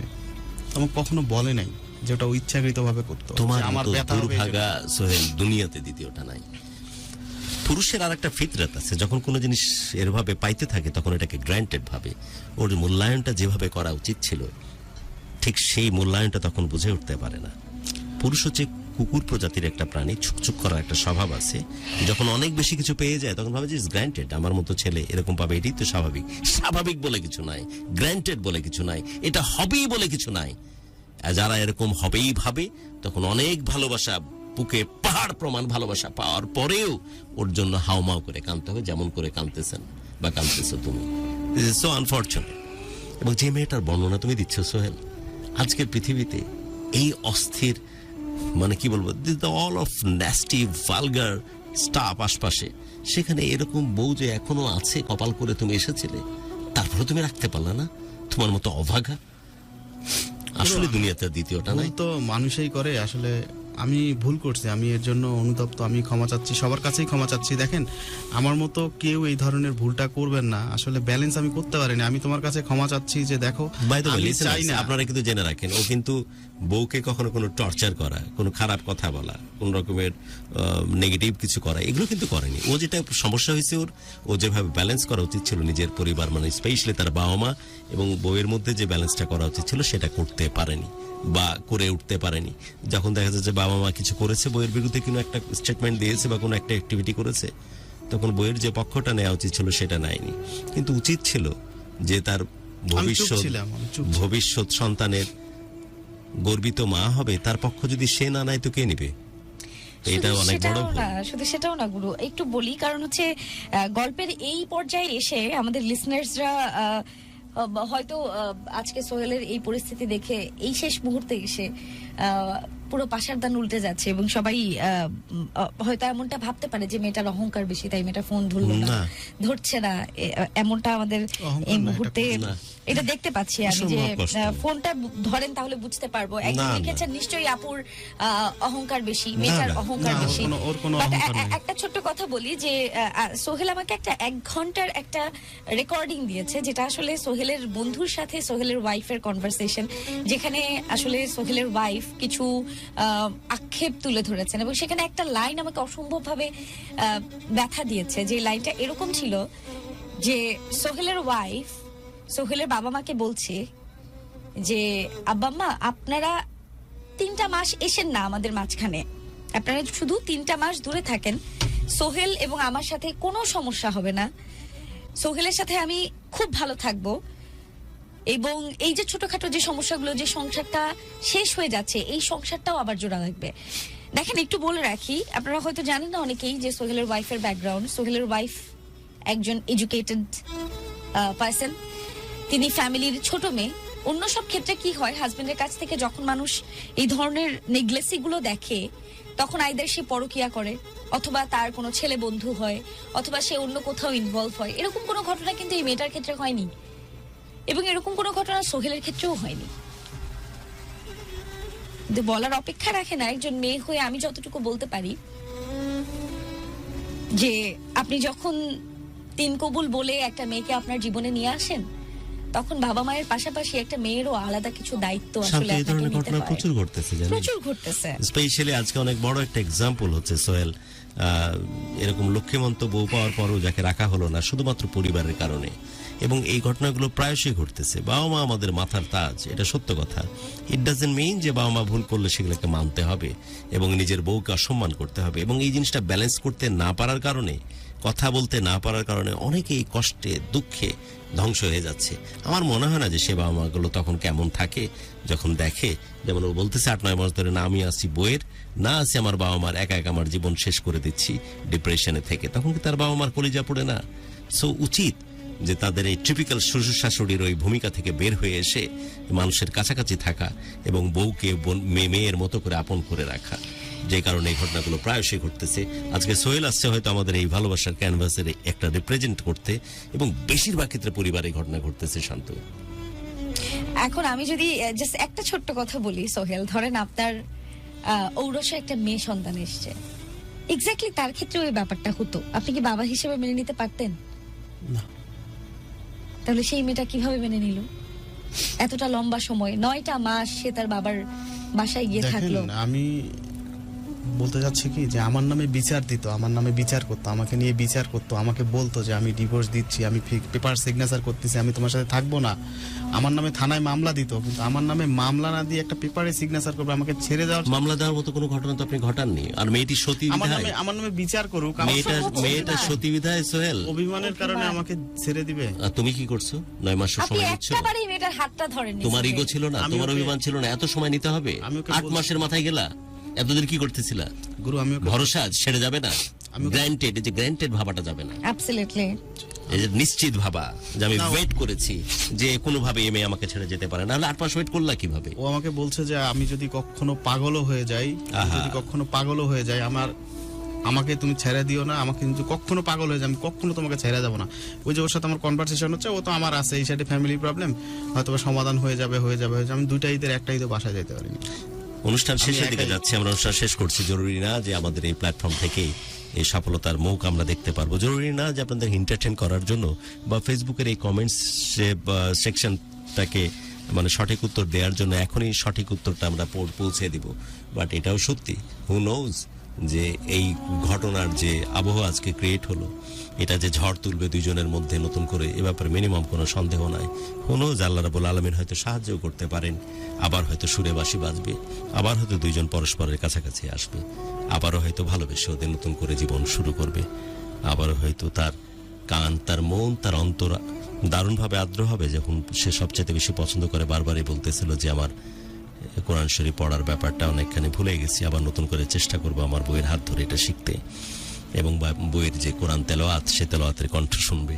আবারও হয়তো ভালোবেসে তার বউ তাকে আদর করে তার কাছাকাছি রাখবে, তার পায়ে যে জুতা পরিয়ে দিত সেভাবে হয়তো ওইভাবে আদর করে জুতা পরিয়ে দেবে।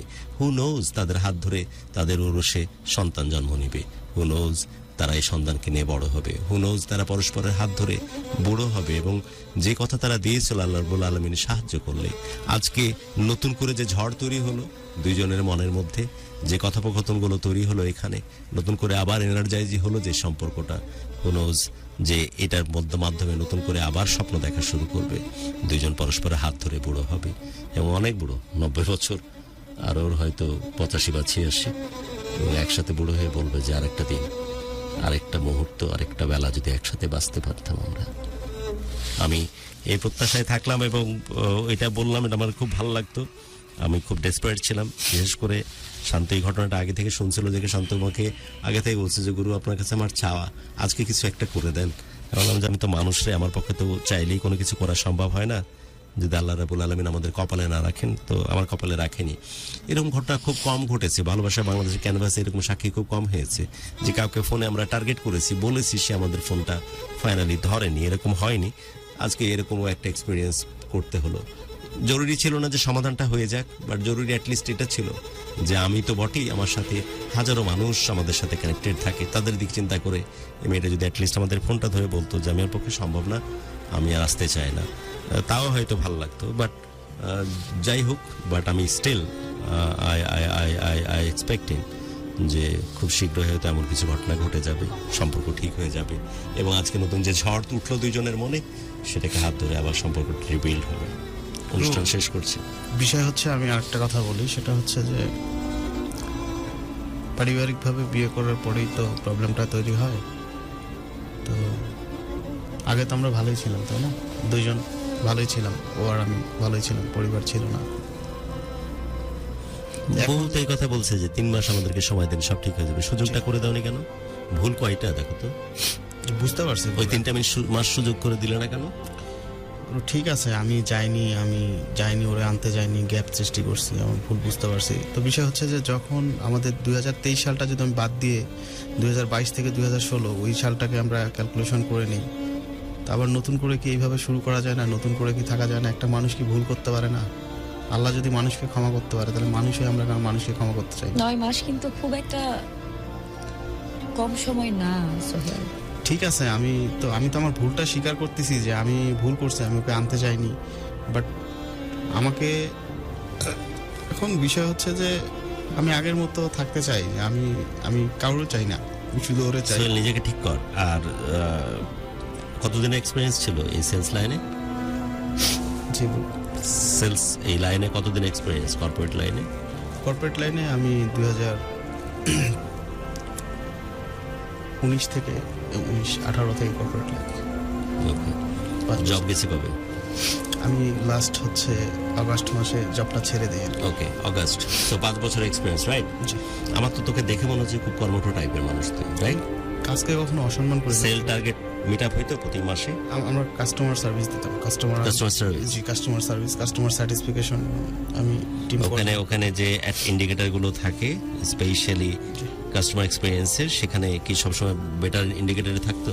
হ্যাঁ, বেটার ইন্ডিকেটরে থাকতো, এবং আমার টিম, আমার ছোট থেকে শুরু করে আমার সবার সাথে কমিউনিকেশন ছিল, সবাই খুব কোঅপারেটলি কাজ করতো, এবং বেস্ট কয়েকটা পুরস্কারও পেয়েছি, এবং কোম্পানির অনেক সুনামও হয়েছে। এমন কোনো কাস্টমার নাই যে যদি কোনো কাস্টমার মানতে চাচ্ছে না, যে কোনো কাস্টমার একেবারেই খুবই ফেড আপ, অনেক গালাগালি করতেছি, তাকে আমি কনভিন্স করে ফেলতাম। বাট আমার লাইফে এসে আমি আর নিজেকে কনভিন্স ওকে, ডান। আমি কতদিনের মধ্যে আশা করতে পারি যে তুমি একটা জব সিকিউর করতে পারবা? যে ধরনের কর্পোরেটে তুমি জব করেছো, অলমোস্ট মাল্টিন্যাশনাল 2টা কোম্পানিতে ভাইবা দিয়েছি, একটা কোম্পানিতে সিলেক্ট হয়েছিলাম, সামহাউ একটা কারণে ওটা হয়নি। তো উনি আমাকে বলছে যে ইন ফিউচারে যদি হয় হবে। আর একটা মাল্টিন্যাশনালে ভাইবা দিয়েছি, ওনারা বলছে যে নক করবে, চাইনিজরা ভাইবা নিবে। খুব কম সময় নিব। কতক্ষণের মধ্যে, কত দিনের মধ্যে তুমি সিকিউর করতে পারবা? কারণ তোমার যে এক্সপেরিয়েন্স এবং তোমাকে দেখে আমার যেটা মনে হয়েছে, তুমি যদি চিন্তা করো তাহলে এটা পসিবল হয়তো হতে পারে। কতদিন সময় লাগবে কর্পোরেট একটা জব সিকিউর করতে? আমি তো চেষ্টা করতেছি, এখন নিয়োগ হতে হবে, কোথাও একটা রিক্রুটমেন্টে নিয়োগ থাকতে হবে। বাট আমার নিজের প্রতি কনফিডেন্স, আমি যে কোনো জায়গায়। জানো যে বাংলাদেশে কি পরিমাণ অপশনস এই শুধু স্কিল ম্যান পাওয়ার জন্য ইন্ডিয়ার, শ্রীলঙ্কার মতো এরা আমাদের সমস্ত বাজার লুটে পুটে নিয়ে যাচ্ছে। লক্ষ কোটি টাকা বাৎসরিক রেমিটেন্স বাংলাদেশের বাইরে যাচ্ছে, কারণ স্কিলফুল ম্যান পাওয়ার নাই। তাই do you think about yourself যে তুমি স্কিলড? গ্রো, আমি স্কিলড। যে আমি অবশ্যই। কতদিন আর কয়দিন? আমি কয়দিন? Not only for the customer experience and service, সেলসে তো যথেষ্ট অপশন। জি, তোমার যেহেতু নেগোসিয়েশন ক্যাপাবিলিটি ভালো, সো সেলসে গিয়েও তোমার ভালো করার কথা এবং তাদেরকে কনভিন্স করতে পারার কথা। এবং তুমি যে প্রতিষ্ঠানের নাম বললে, এটা মিড লেভেল একটা, বা মিড লেভেলই বলবো, এর চেয়ে বেশি বলবো না। আমি প্রাণ আরএফএল 5 বছরের এক্সপেরিয়েন্স আমার প্রাণ। ওকে, ডান। আমি ব্র্যান্ডের নামে যাচ্ছি না, বাট তোমার কতদিন সময় লাগতে পারে একটা ভালো জব সিকিউর করতে? তুমি তো এন্ট্রি লেভেলে ম্যানেজার পজিশনে ছিল, রাইট? বিভিন্ন সময়। জি। সো মিড লেভেলও বলবো না, স্ট্র্যাটেজিক লেভেলও বলবো না। এই পজিশনের এরকম সমপরিমাণ চাকরি সিকিউর করতে কতদিন সময় লাগতে পারে? বলতে পারতেছি না গুরু, আসলে নিজেকে গোছাইতে পারতেছি না। আমার আসলে লাইফটা টোটালি গোছানো বাদ দিয়ে আমাকে বলো যে জব সিকিউর করতে কতদিন সময় লাগবে? ইটস ডিপেন্ড অন আল্লাহ। এখন আমি চেষ্টা করতে, every single thing depend on Allah. But তোমার কনফিডেন্স লেভেল কতটুকু, যার মধ্যে তুমি সমস্ত কিছুকে বামে ঠেলে, তুমি কোন জায়গায় বউ আছে কিনা, ফিরে আসবে কিনা, সবকিছুকে পেছনে ঠেলে কয়েকদিনের মধ্যে চাকরিতে ঢুকবে? ইনশাআল্লাহ নেক্সট 2 মান্থের ভিতরে হয়ে যাবে ইনশাআল্লাহ। 2 months a big time, man. প্রচুর অপরচুনিটি শুধু তাদের জন্য না যারা স্কিল না, প্রচুর অপরচুনিটিস। আমি নিজে 20 বছর গ্রামীণ ফোনে জব করেছি, lot of hell of opportunities. আমাদের স্কিল ম্যান পাওয়ার অভাবে এই অপরচুনিটিস গুলো নিয়ে যাচ্ছে বাইরের দেশের মানুষজন। তো তুমি এই সেক্টরে 5-7 বছর জব করেছো, আর কয়দিন সময় লাগবে? 1 মাস, 15 দিন, 1 মাসের মধ্যে সম্ভব? তখনই সম্ভব। ইলেকশন ফিলেকশন কোনো কিছু না, কারো ব্যবসা বন্ধ নাই, এবং ইলেকশনকে মানুষ ওই ডিরেকশন থেকে চিন্তাও করতেছে না। It's a part of life and game, and যা চলে তার মধ্যে। সো এটা কোনোভাবে কোনো কিছুকে ইম্প্যাক্ট ফেলতেছে না। এখন তুমি চিন্তা করো যে কত দিনের মধ্যে তোমার এই স্টোরিটা তুমি রেডি করতে পারবে? 1 মাস? আমি ট্রাই করবো, আমার সর্বোচ্চ চেষ্টা করবো ইনশাআল্লাহ। সিকিউর করবে কত দিনের মধ্যে? 1.5 মাস? ডান? ইনশাআল্লাহ। হ্যাঁ, ইনশাআল্লাহ। 1.5 মাসের মধ্যে যদি চাকরি সিকিউর হয়ে যায়, এবং এই লেভেলে, যে লেভেলে তুমি ছিলে, এন্ট্রি লেভেলে ম্যানেজার পোস্টে ছিলে বিভিন্ন সময়, রাইট? জি, আমি ডিরেক্টর। সো রিটেল ফাংশনে তোমার কাজ করার ভালো একটা সুযোগ আছে। রিটেলে in terms of the customer service and sales as well. After sales and service. হ্যাঁ, সেলস এন্ড সার্ভিস। এটার অনেকগুলো এখন কোম্পানি তারা সেলস এবং সার্ভিস ওয়ান স্টপ সলিউশনের মধ্যে নিয়ে আসতেছে। হ্যাঁ, এটার পায়োনিয়ার হচ্ছে গ্রামীণ ফোন সহ বিভিন্ন কোম্পানি, অনেকেই এখন নিয়ে আসতেছে। সো তোমার যেহেতু সেলস এর এক্সপোজার আছে, তোমার যেহেতু সার্ভিসে তুমি ম্যানেজার পোস্টে ছিলে, যেমন বলতেছে তোমার টিম নিয়ে তোমার লিড করার ক্ষমতা আছে, so you are very deserving candidate to secure that job, যাতে করে সেলস এবং সার্ভিস একসাথে তুমি ট্রিগার করতে পারো। হেল লট অফ ইলেকট্রনিক্স কোম্পানি মার্কেটে, হেল লট অফ মোবাইল কোম্পানি মার্কেটে, যারা মোবাইল নিয়ে এসে সেল করে। Clear? So lot of opportunities. 1 থেকে 1.5 মাসের মধ্যে এটা সম্ভব, রাইট? এটা তুমি এনশিওর করো, আর তোমার বউকে ওয়েট করতে বলো। তোমার সাথে আবার আমি তার জন্য ওয়েট করবো। তুমি তো ওয়েট করবে, তাকে ওয়েট করতে বলো, এবং তুমি লিখে রাখো আমার কাছে, এই মেয়ের সাথে তোমার সংসার থাকবে। আল্লাহ কবুল করুন। আল্লাহকে হাজির নাজির জেনে আমি কথাটা আমি বললাম। আল্লাহকে বলছি, আল্লাহকে হাজির নাজির জেনেই কথাটা বললাম। আর আমি যে কথাটা বললাম, এইসব দুঃখ আমার, বিলাসিতা, দীর্ঘ নিঃশ্বাস, কেন অমুক করিনি, কেন তমক করিনি, আজকে বলে খাল্লাস কিনা, মন ক্লিয়ার হয়েছে কিনা, সবকিছু বলে গুরু আমি আজকের পর থেকে এই জিনিসগুলো ব্রেনে এবং মনে কোনোভাবে জায়গা দেওয়ার সুযোগ নাই। যাই কাজ একটাই। গুরু একা থাকলে তার পারি না।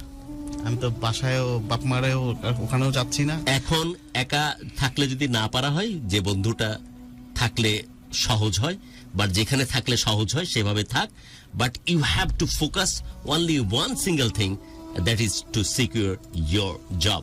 এগুলো কথা কিন্তু এমনি এমনি বলতেছি না। ওই মেয়েটার যায় আসে না তুই চাকরি পাচ্ছিস কি পাচ্ছিস না, বাট ওই মেয়েটাকে ঘিরে যে পরিমণ্ডল, তাদের অনেক যায় আসে। আমি কি বুঝাতে পারছি না? পারিনি। যখনই তুই একটা স্ট্র্যাটেজিক জায়গাতে চলে যাবি, ধর কালকে তুই কোন একটা টেলিঅপারেটর কোম্পানি ম্যানেজার হিসেবে রোল করতেছিস, তোর কি মনে হয় যে এই কাজটা তোর জন্য টাফ হবে নাকি সহজ হয়ে যাবে? অবশ্যই সহজ। তো বুঝিস না কি কারণে কথাগুলো বলতেছি? গুরু আমি তার জন্য খালি পকেটে কোনো মানুষের কাছে 5 পয়সা আশা করবে না, এটা হিজড়া আশা করতে পারে। আর যখন 5 পয়সা পকেটে থাকে, তখন 5 কোটি পর্যন্ত কারো কাছে তুই এক্সপেক্ট করতে পারিস। আমি ক্লিয়ার করতে পারছি না? পারিনি। পুরুষের অলংকার এটা। আমার সৌভাগ্য যে আপনার মতো একজন মানুষ আল্লাহ তাআলা আমাকে মিলে। আমার জন্য মানুষ, আমি একটা ফকির নিয়ে নিজের প্রবলেম সলভ না করতে গুরু, পারি না। অ্যাকচুয়ালি বিষয়টা এরকম না। আচ্ছা, আমার গাড়ি মেরে দিচ্ছে আজকে, ওইটাই তো সেটেল করতে পারেনি। গাড়ি বাস পিছনে আপনি নিচ্ছে। লাস্ট সেদিনও তো চাকা পাম্প। আজকে আবার গাড়ি মারছে কিভাবে? বাস পিছনে নিচ্ছে। হেল্পার বলছে স্যার বাইরে হয়ে যান। তো আমি বাইরে দেখেছি, হর্ন বাজাতে বাজাতে বাইরে হচ্ছি, গাড়ি এসে ধাম করে মেরে দিল পিছনে। আমি তাকাচ্ছি, তার মধ্যে আপনি না লাভ গুরু, এটা বলো তারও লজ্জা পাইলাম। এখন ওর কাছে টাকা চাইবো, টাকা আর চাইতে পারলাম না। আপনি না প্রোগ্রাম করেন, অমুক করেন, আমি তো নিজের প্রবলেম সেটেল করতে পারি না। তবে হ্যাঁ, আমার তো 20 বছরের কর্পোরেট এক্সপোজার আছে, আমি তো প্রোগ্রামও করছি প্রায় 17-18 বছর। সো এই কম্বিনেশন এক্সপিরিয়েন্স আমার কাছে আছে, তার জন্য কথাগুলো বললাম। এর মানে এই না যে মেয়ে বা মেয়ের পরিবার তোর চাকরি বা তোর টাকা বা তোর স্বপ্নের মহতাজ, এটা কিন্তু একবারও বলিনি। বাট পুরুষ যদি পৌরুষের প্রসঙ্গ আসে, তাহলে ওই সব বাদ দিয়ে একজন মানুষ ঘরে বসে শুধু হাউমা করে কাঁদে, ওর কাছে কে মেয়ে দিবে কত? আর ওই পুরুষ কেনই বা ডিজার্ভ করবে তার ভালোবাসার মানুষকে, সেটা আমার একটু বোঝাতো। ঠিক না বেঠিক?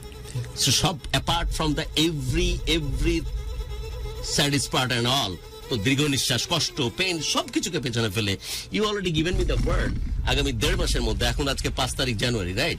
5 ফেব্রুয়ারি, 20 ফেব্রুয়ারি, 21 ফেব্রুয়ারির আগে মাতৃভাষা দিবস পালন হোক আর না হোক, তুই চাকরি নিয়ে সেলিব্রেশনের প্ল্যান কর, গুরু, রাইট? আমি আপনাকে এখানে একটা কথা দিতে চাই। বল। আগামী 5 বছর পর আমি 4 চাকার একটা গাড়ি কিনবো ইনশাল্লাহ। 5 বছর অনেক সময়, 5 বছর অনেক সময়। আমার বাপও চিন্তা করতেছিল যে মরার আগে, এখন তো সবার সব কাজ হয়ে গেছে, এখন আমি একটা গাড়ি কিনবো। তা আল্লাহর সুযোগ দেয়নি, 24 ঘন্টার মধ্যে নাই হয়ে গেছে। তখন আমি লোন করে হলেও গাড়ি কিনে ফেলেছি, যে না এইভাবে চিন্তা হয়। 5 বছর লং টাইম। তুই আগামী 3 বছরের মধ্যে গাড়ি কিনবি এবং তোর কেনার ক্যাপাবিলিটি হবে। তুই পরিশ্রমী ছেলে, তোর কর্পোরেট এক্সপোজার আছে। আমি So- গুরু, আমি so- আপনাকে একটু ছোট্ট জিনিস শেয়ার বল। করি। আমি অ্যাজ এ টেকনিশিয়ান কাস্টমারের বাসায় হোম সার্ভিস থেকে শুরু করে তোকে দেখে ওখান আমার থেকে তাই মনে উঠে হয়েছে। আসছি আমি এই জায়গাটাতে। এগুলো আমি ভাওয়ায় কথা আমি বলতেছি না, কাস্টমার ছোট করে দেখি না। কারণ আমিও রিটেলে বহু টিম চালাইছি, তো 20 বছর কর্পোরেটে ছিলাম। সো আমি মানুষের অ্যাক্টিভিটি চোখ মুখ দেখলে একটু কেন জানি মনে হয় যে এই মানুষটা মনে হয় এই টাইপের। কারণ অনেক মানুষ চালাইছি, তো অনেক মানুষ দেখছি, তো কোনো না কোনো ভাবে আমার ব্রেন কমন পড়ে বা ব্রেন ইন্ডিকেট করে যে এই মনে হয় অমুকের মতো, এই মনে হয় এই টাইপের। সো আমি বিশ্বাস করি যে তুই যদি ফোকাস থাকিস, সমস্ত দুঃখ, আমার বিলাসিতা, অমুক সমক, দীর্ঘ নিঃশ্বাস, অমুক সমক সবকিছুকে পেছনে ফেলে you have to focus on your work. 1.5 মাসের মধ্যে তুই 20 তারিখ মানে 21শে ফেব্রুয়ারি মাতৃভাষা দিবস কেউ পালন করুক না করুক, আমরা সেলিব্রেট করবো তো চাকরির জন্য, নাম্বার 1। আর নাম্বার 2, যে গাড়ির কথা বলি 5 বছর না, it will be done by next 4 years সর্বোচ্চ, এর বেশি হওয়া উচিত না। হ্যাঁ, আর আমি আশা করি যে ওই মেয়েটি, তুই তো নিজেও ভালো করে জানিস আমি যে wait তোর করবো bro, আমি- টাকা, তোর পয়সার জন্য সে কিন্তু কোনোভাবে লালায়িত না, তোকে ব্যক্তিগতভাবে ভালোবাসে। কিন্তু মেয়েটাকে ঘিরে যে পরিমণ্ডল আছে, তারা কি চাইবে যে একটা দুঃখে ভারাক্রান্ত হতাশাগ্রস্ত মানুষের কাছে মেয়েকে আবার ফিরিয়ে দিতে, নাকি ওরাও চাইবে যে আমার মেয়েটা যেন ডাল ভাত খেয়ে ভালো থাকে? এই চাওয়াটা কি দোষের ওদের? না। সো তুইও কনফিডেন্টলি তখন তাকে চাইতে পারবি যখন তুই একটা ভালো জায়গাতে নিজেকে স্ট্যাবল করতে পারবি। আর যাকে সবচেয়ে বেশি ভালোবাসিস, পৃথিবীতে যে সবচেয়ে তোর কাছে ইম্পর্টেন্ট, তাকে নিয়ে আসবি যে ঘরে, তাহলে তোকে তো ঘরটাকে সেরকম উপযোগী করে রাখতে হবে না? আমাকে, আমি তো 1000বার বলি, আমি এতে যদি কালই শুনে যে আমার বাচ্চার কোনো সমস্যা হয়েছে, আমার সমস্ত প্ল্যানিং ক্লপস করেছে, বিশ্বাস কর আমার লজ্জা যদি হয়, মুখে রুমাল বেঁধে হলে আমি রিক্সা চালাতে পারা যাবে, এতটুকু দিতে হবে না। পুরুষ মানেই যেমন আগুনের মতো ঝাঁপায় পড়বে তার ভালোবাসা মানুষের জন্য।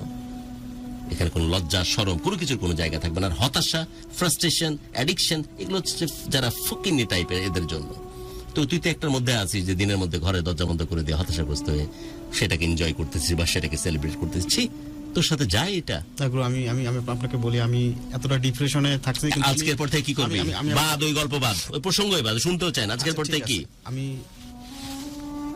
আমি কোনো নেশা করি না, কোনো ড্রিঙ্ক, সেগুলো তো জানি। আজকের পর থেকে কি বল?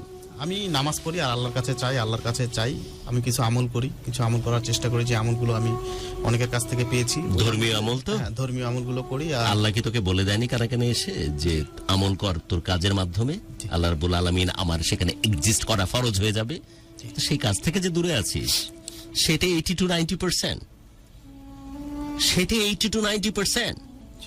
তো সেটা বাদ দিয়ে এগুলো করতে তো আল্লাহ বলেনি তোকে? তোর প্রত্যেকটা হালাল রিজিক, তার প্রতি এফোর্ট, তার যে পরিশ্রম, সেখানে তো আল্লাহ রাব্বুল আলামিন তার এক্সিস্ট করাটা ফরজ হয়ে যায়। সেটা বাদ দিয়ে বলেছে আল্লাহ? বলেছে কি? না, আল্লাহ সো বলেনি। সো কালকের পর থেকে তোর সকাল ডিফারেন্ট হবে, এখান থেকে বার হওয়ার পর থেকে সকাল ডিফারেন্ট হবে। এবং আমি স্টিল আমি বিলিভ ইট, আল্লাহর পরে পূর্ণ তাওয়াক্কুল রেখে হাজি নাজি জেনে বলতেছি, তোদের সংসার আবার সুরে বাসি বাজবে। আমার চাও একটাই, একদিন এসে জানায় যাস যে মানুষগুলোকে কাঁদালি আজকে। গুরু, আমি একদিন এসে আমি জানাই না, আমি চাই ও আমার লাইফে ব্যাক করে এবং ওকে নিয়ে এসে আমি আসিস। ইনশাআল্লাহ। এই লোকগুলো যেন জানতে পারে যে না, শুধু কষ্ট পাওয়াটার ভাগিদার তারা না, তুই ভালো আছিস এবং সেই জীবনটার জন্য চেষ্টা করছে। বুড়ি, স্পেশালি সোহেলের বুড়ি, ও আমাকে দাদা বলে সবসময়, দাদা বলে ডাকে। কারে? ও আমাকে দাদা বলে, আমি ওরে বুড়ি বলি। আচ্ছা, সোহেলের বুড়ি, সেজন্যই বলতেছি। বুড়ি, একটু সময়টাকে প্রলং করো। আমি অপেক্ষা করবো। এই যে মানে নিয়মতান্ত্রিক এই সেগুলো তো আছে, এগুলোর বাইরেও তো সম্পর্ক অনেক বড় একটা ব্যাপার। আমার মনে হয় যে সবকিছু আবার ঠিক হয়ে যাবে। আমার খুব আফসোস হয়, অসম্ভব রকমের কষ্ট হয় যদি ভালোবাসা প্রবণ মানুষগুলো একসাথে থাকার সম্ভাবনা থাকার পরেও যখন না থাকতে পারে। আমাদের তো ওই আগের 90s বা তার আগের ওই পরিপ্রেক্ষিত বা পরিমণ্ডল নাই যে বড় যে মাতবর বা বড় পরিবারের কেউ যার কথা সবাই শুনবে। এজন্যই হয়তো এই ক্যানভাসটার প্রয়োজন পড়ে। মিডিয়া থেকে যখন মানুষ অনেক সম্মান করে বা ওখান থেকে একটা ঝাঁকুনি আসে, তখন হয়তো নিজের মানুষ সম্বিত ফিরে পায়, নিজেকে আবার রিকনসাইল করার সুযোগ পায়, তখন হয়তো আবার নতুন করে সম্পর্কর দিকে সামনের দিকে এগিয়ে যায়। এর জন্য আমরা এখান থেকে ওই অ্যাক্টিভিটিগুলো করি। সোহেলের বুড়ি please come back, please come back. এই ছেলেটার ব্যক্তিগত কোনো দোষ নাই, শুধু পরিবারের যে ভুলগুলো ছিল সেগুলো বলার জন্য বারবার বলতেছে আর ক্ষমা চাচ্ছে। এই ঘটনার পুনরাবৃত্তি হয়তো ঘটবে না সেটা ইনশিওর করতেছে সে, কিন্তু তুই আর একটু আটকায় রাখ যাতে করে এর মধ্যে চাকরিটাকে ইনশিওর করে, এটা আমি বলতেছি। আর তারপরে সব নিয়ম তান্ত্রিকের বাইরে গিয়ে তোদের আবার বিয়ে হোক, আর বিয়ের কবুলটা তোরা আমাদের স্টুডিওতে এসে একবার বলে যাস। সোহেলের বুড়ি প্লিজ কাম ব্যাক, একবার সুযোগ দে। তোরা হয়তো তোদের মতো করে আলাদা সংসারে ভালো থাকতে পারবি, বাট তোদের ভেতর থেকে কোনো এক বর্ষণ মুখর সন্ধ্যায়, কোনো এক কাঠফোটা দুপুরে, কোনো এক কষ্টের মুহূর্তে দূরে যখন কাক ডাকবে, ভিতরটাকে ঝিরঝির করে দেবে, কলিটা যেটা একদম ফানা ফানা হয়ে যাবে। এবং বিশ্বাস কর, তখন যে কষ্ট পাবি, আগামী 10 জনম বাঁচলেও শান্তিতে থাকলেও সে কষ্টের মাত্রাটা অনেক সুতীব্র হয়। আর তোরা দুজন দুজনকে এমনভাবে ভালোবেসেছিস, এমনভাবে দুজনের প্রেমে পড়েছিস, স্বামী স্ত্রী হিসাবে দুজনকে এত কাছাকাছি এসেছিস, শুধু তোরা দুজনের ভালোবাসিসনি, তোদের আত্মা পরস্পরের সাথে মিলেমিশে একাকার হয়ে গেছে। এটাকে আলাদা করার চেষ্টা করিস না। আমি জানি যে এরপরেও তোদের সম্পর্ক প্রতিস্থাপিত হবে, তোরা চাইলেই বিয়ে করে দুইজনে দুইজনের মতো ভালো থাকতে পারবি, কিন্তু মাঝে মাঝে যে দমকা হাওয়া যে কষ্টটা দিয়ে যাবে না, সেই কষ্টটা তোদের খেলেমেলে করে দিবে। ওখান থেকে বাঁচবার জন্য হলেও তোরা আরেকবার হাত ধর, আর তোরা ভালোবেসে ভালো থাক, আমরা ভালো থাকবো। এই পৃথিবী আস্তে আস্তে ভালোবাসার মানুষের প্রতি, ভালোবাসা এই শব্দটার প্রতি আস্থা হারিয়ে ফেলতেছে। তোদের হাত ধরে ভালোবাসা আবার ঘুরে আসুক, আবার প্রেমময় সম্পর্কে তোরা জড়িয়ে পড়। আমার কেন যেন একটা গার্ডস ফিলিং আসতেছে ভেতর থেকে, এত বছর প্রোগ্রাম করার জন্যই হয়তো ওই ইন্টেনশনটা তৈরি হয়েছে যে আবার তোদের সুরে বাসি বাজবো, আবার তোদের প্রেম হবে, আবার তোরা পরস্পরকে ভালোবাসবি, আবার লুকিয়ে লুকিয়ে তোরা আগের মতো আবার সম্পর্ক করবি, কেউ জানবেও না, কোনো বাবা মা কেউ, যেভাবে তোরা 21 থেকে 22 সম্পর্ক করেছিলি। দেন আবার তোরা একসাথে থাকবি, আবার তোরা হঠাৎ করে আবিষ্কার করবে, দেন তোদের আবার বিয়ে হবে, আর সেই কবলটা তোরা আমার প্রোগ্রামে এসে বলবি। কন্ডিশন একটাই, ততক্ষণ পর্যন্ত নিজেকে আটকে রাখ। এই ফটকাটা যতক্ষণ পর্যন্ত চাকরি ইনশিওর না করতেছে, আমাকে কথা দিয়েছে 20 তারিখের মধ্যে চাকরি কনফার্ম হবে, 21 তারিখে খোঁজ নিস কোনো একটা মাধ্যম দিয়ে। আমি তো জানি যে ওর প্রত্যেকটা মুহূর্তে খবর তুই রাখিস ওর আশপাশের মানুষ দিয়ে। যদি সবকিছু কনফার্ম থাকে তাহলে চাকরির জন্য তুই যে মহাতাজ না আমি সেটা জানি, কিন্তু তোদের সংসারের জন্য এটা প্রয়োজন। সো ওকে শুধরানোটা খুব বেশি ইম্পর্টেন্ট। এই ফাঁকে একটু শুধরে নে, আবার নতুন করে তোদের জীবন শুরু কর। আমি এতে তোদের ভাই হিসেবে তোদের সাথে অঙ্গাঙ্গি ভাবে জড়িত থাকবো।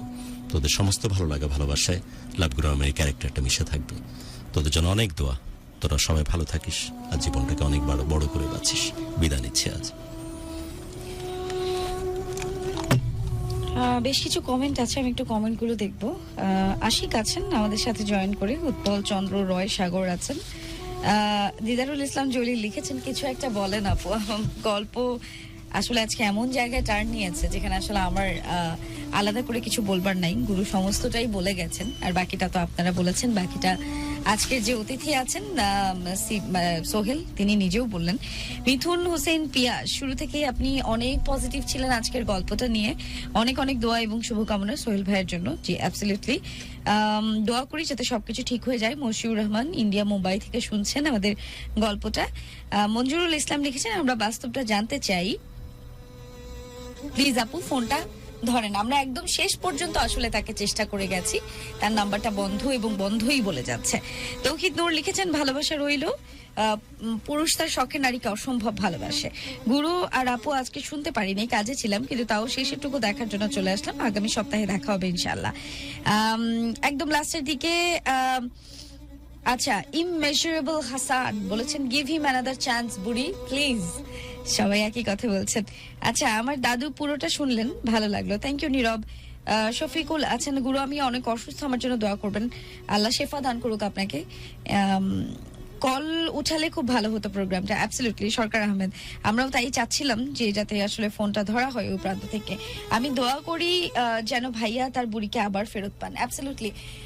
এবং সোহেলের এই কান্না আমি আসলে শেষে দেখতে পাচ্ছিলাম না, মানে আমার কষ্ট হচ্ছিল, আমার বুক ভারী হয়ে আসছিল।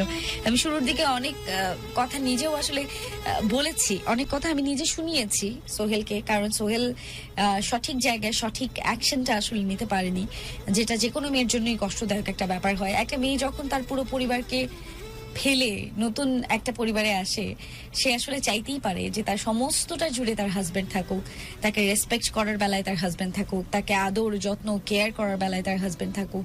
এটা আসলে সবাই চায়, সমস্তটা মেয়ের একটা স্বপ্ন থাকে যে তার হাজবেন্ড যে কোনো সিচুয়েশনে তার হাতটা ধরবে, ইভেন দো যখন তার পুরো ফ্যামিলি তার এগেইনস্টে চলে যায়। কিন্তু এই জায়গাটাতেও কেন যেন সোহেল মিজারেবলি ফিল করেছে, এবং সেই জায়গাটাতেই হয়তো বুড়ির এত আক্ষেপ। তবে আমরা দোয়া করতে পারি, আমরা প্রে করতে পারি যে খুব জলদি আসলে সম্পর্কটা জোড়া লাগুক। উপরে যিনি আছেন তিনি ভালো জানেন কার মনে আসলে কার জন্য কতটুকু প্রেম, কতটুকু মায়া। উপরওয়ালার কাছে এই প্রার্থনাই করব আজকের এই আয়োজন শেষে, যার মনে আসলে যার জন্য প্রেম থাকে, উপরওয়ালা যাতে তার সাথে তাকে মিলিয়ে দেয়। হ্যাঁ, এমন কারো কাছে আসলে সোহেল না যাক, এমন কারো কাছে বুড়ি না যাক যেই অন্তরে আসলে বুড়ি কিংবা সোহেলের জন্য প্রেম না থাকে। যেহেতু তারা দুজন দুজনকে অসম্ভব ভালোবাসে, উপরে যিনি আছেন মালিক, তিনি দুজন এই দুটো প্রাণ, দুটো সত্তাকে আবার এক করে দিক, এই হচ্ছে আমাদের আজকের প্রার্থনা। ভালোবাসার বাংলাদেশের এই আয়োজন শেষে সবাই ভালো থাকবেন, সুন্দর থাকবেন। সবাই আজকের এই জুটির জন্য দোয়া করবেন যাতে কোনো একটা এপিসোডে আমরা আবারও এই কাপলকে নিয়ে চলে আসতে পারি, যখন তারা হাসি খুশি থাকবেন, যখন তারা একসাথে থাকবেন। এবং সেটা হবে আমাদের ভালোবাসার বাংলাদেশের এই ক্যানভাসে সব থেকে বড় অ্যাচিভমেন্ট। আজকের মতো আমি শান্ত বিদায় নিচ্ছি আপনাদের সবার কাছ থেকে। ভালো থাকবেন, সুন্দর থাকবেন, এবং ডেফিনেটলি টিউন ইন করে থাকবেন countries largest FM network Dhaka FM 90.4। এবং পুরো আয়োজনে আপনারা অনেকে বলেছেন আপনাদের গল্পটা আপনারা বলতে চান, এরকম অনেকেই বলেছেন আমাকে যে আপনারা আপনাদের গল্পটা বলতে চান। তাহলে 01841904904 এই হোয়াটসঅ্যাপ নাম্বারটাতে গল্পটাকে আপনারা টাইপ করে কিংবা রেকর্ড করে পাঠিয়ে দিতে পারেন। তাহলে আমরা চলে যাচ্ছি আজকের মতো। সবাইকে শুভ বিদায়।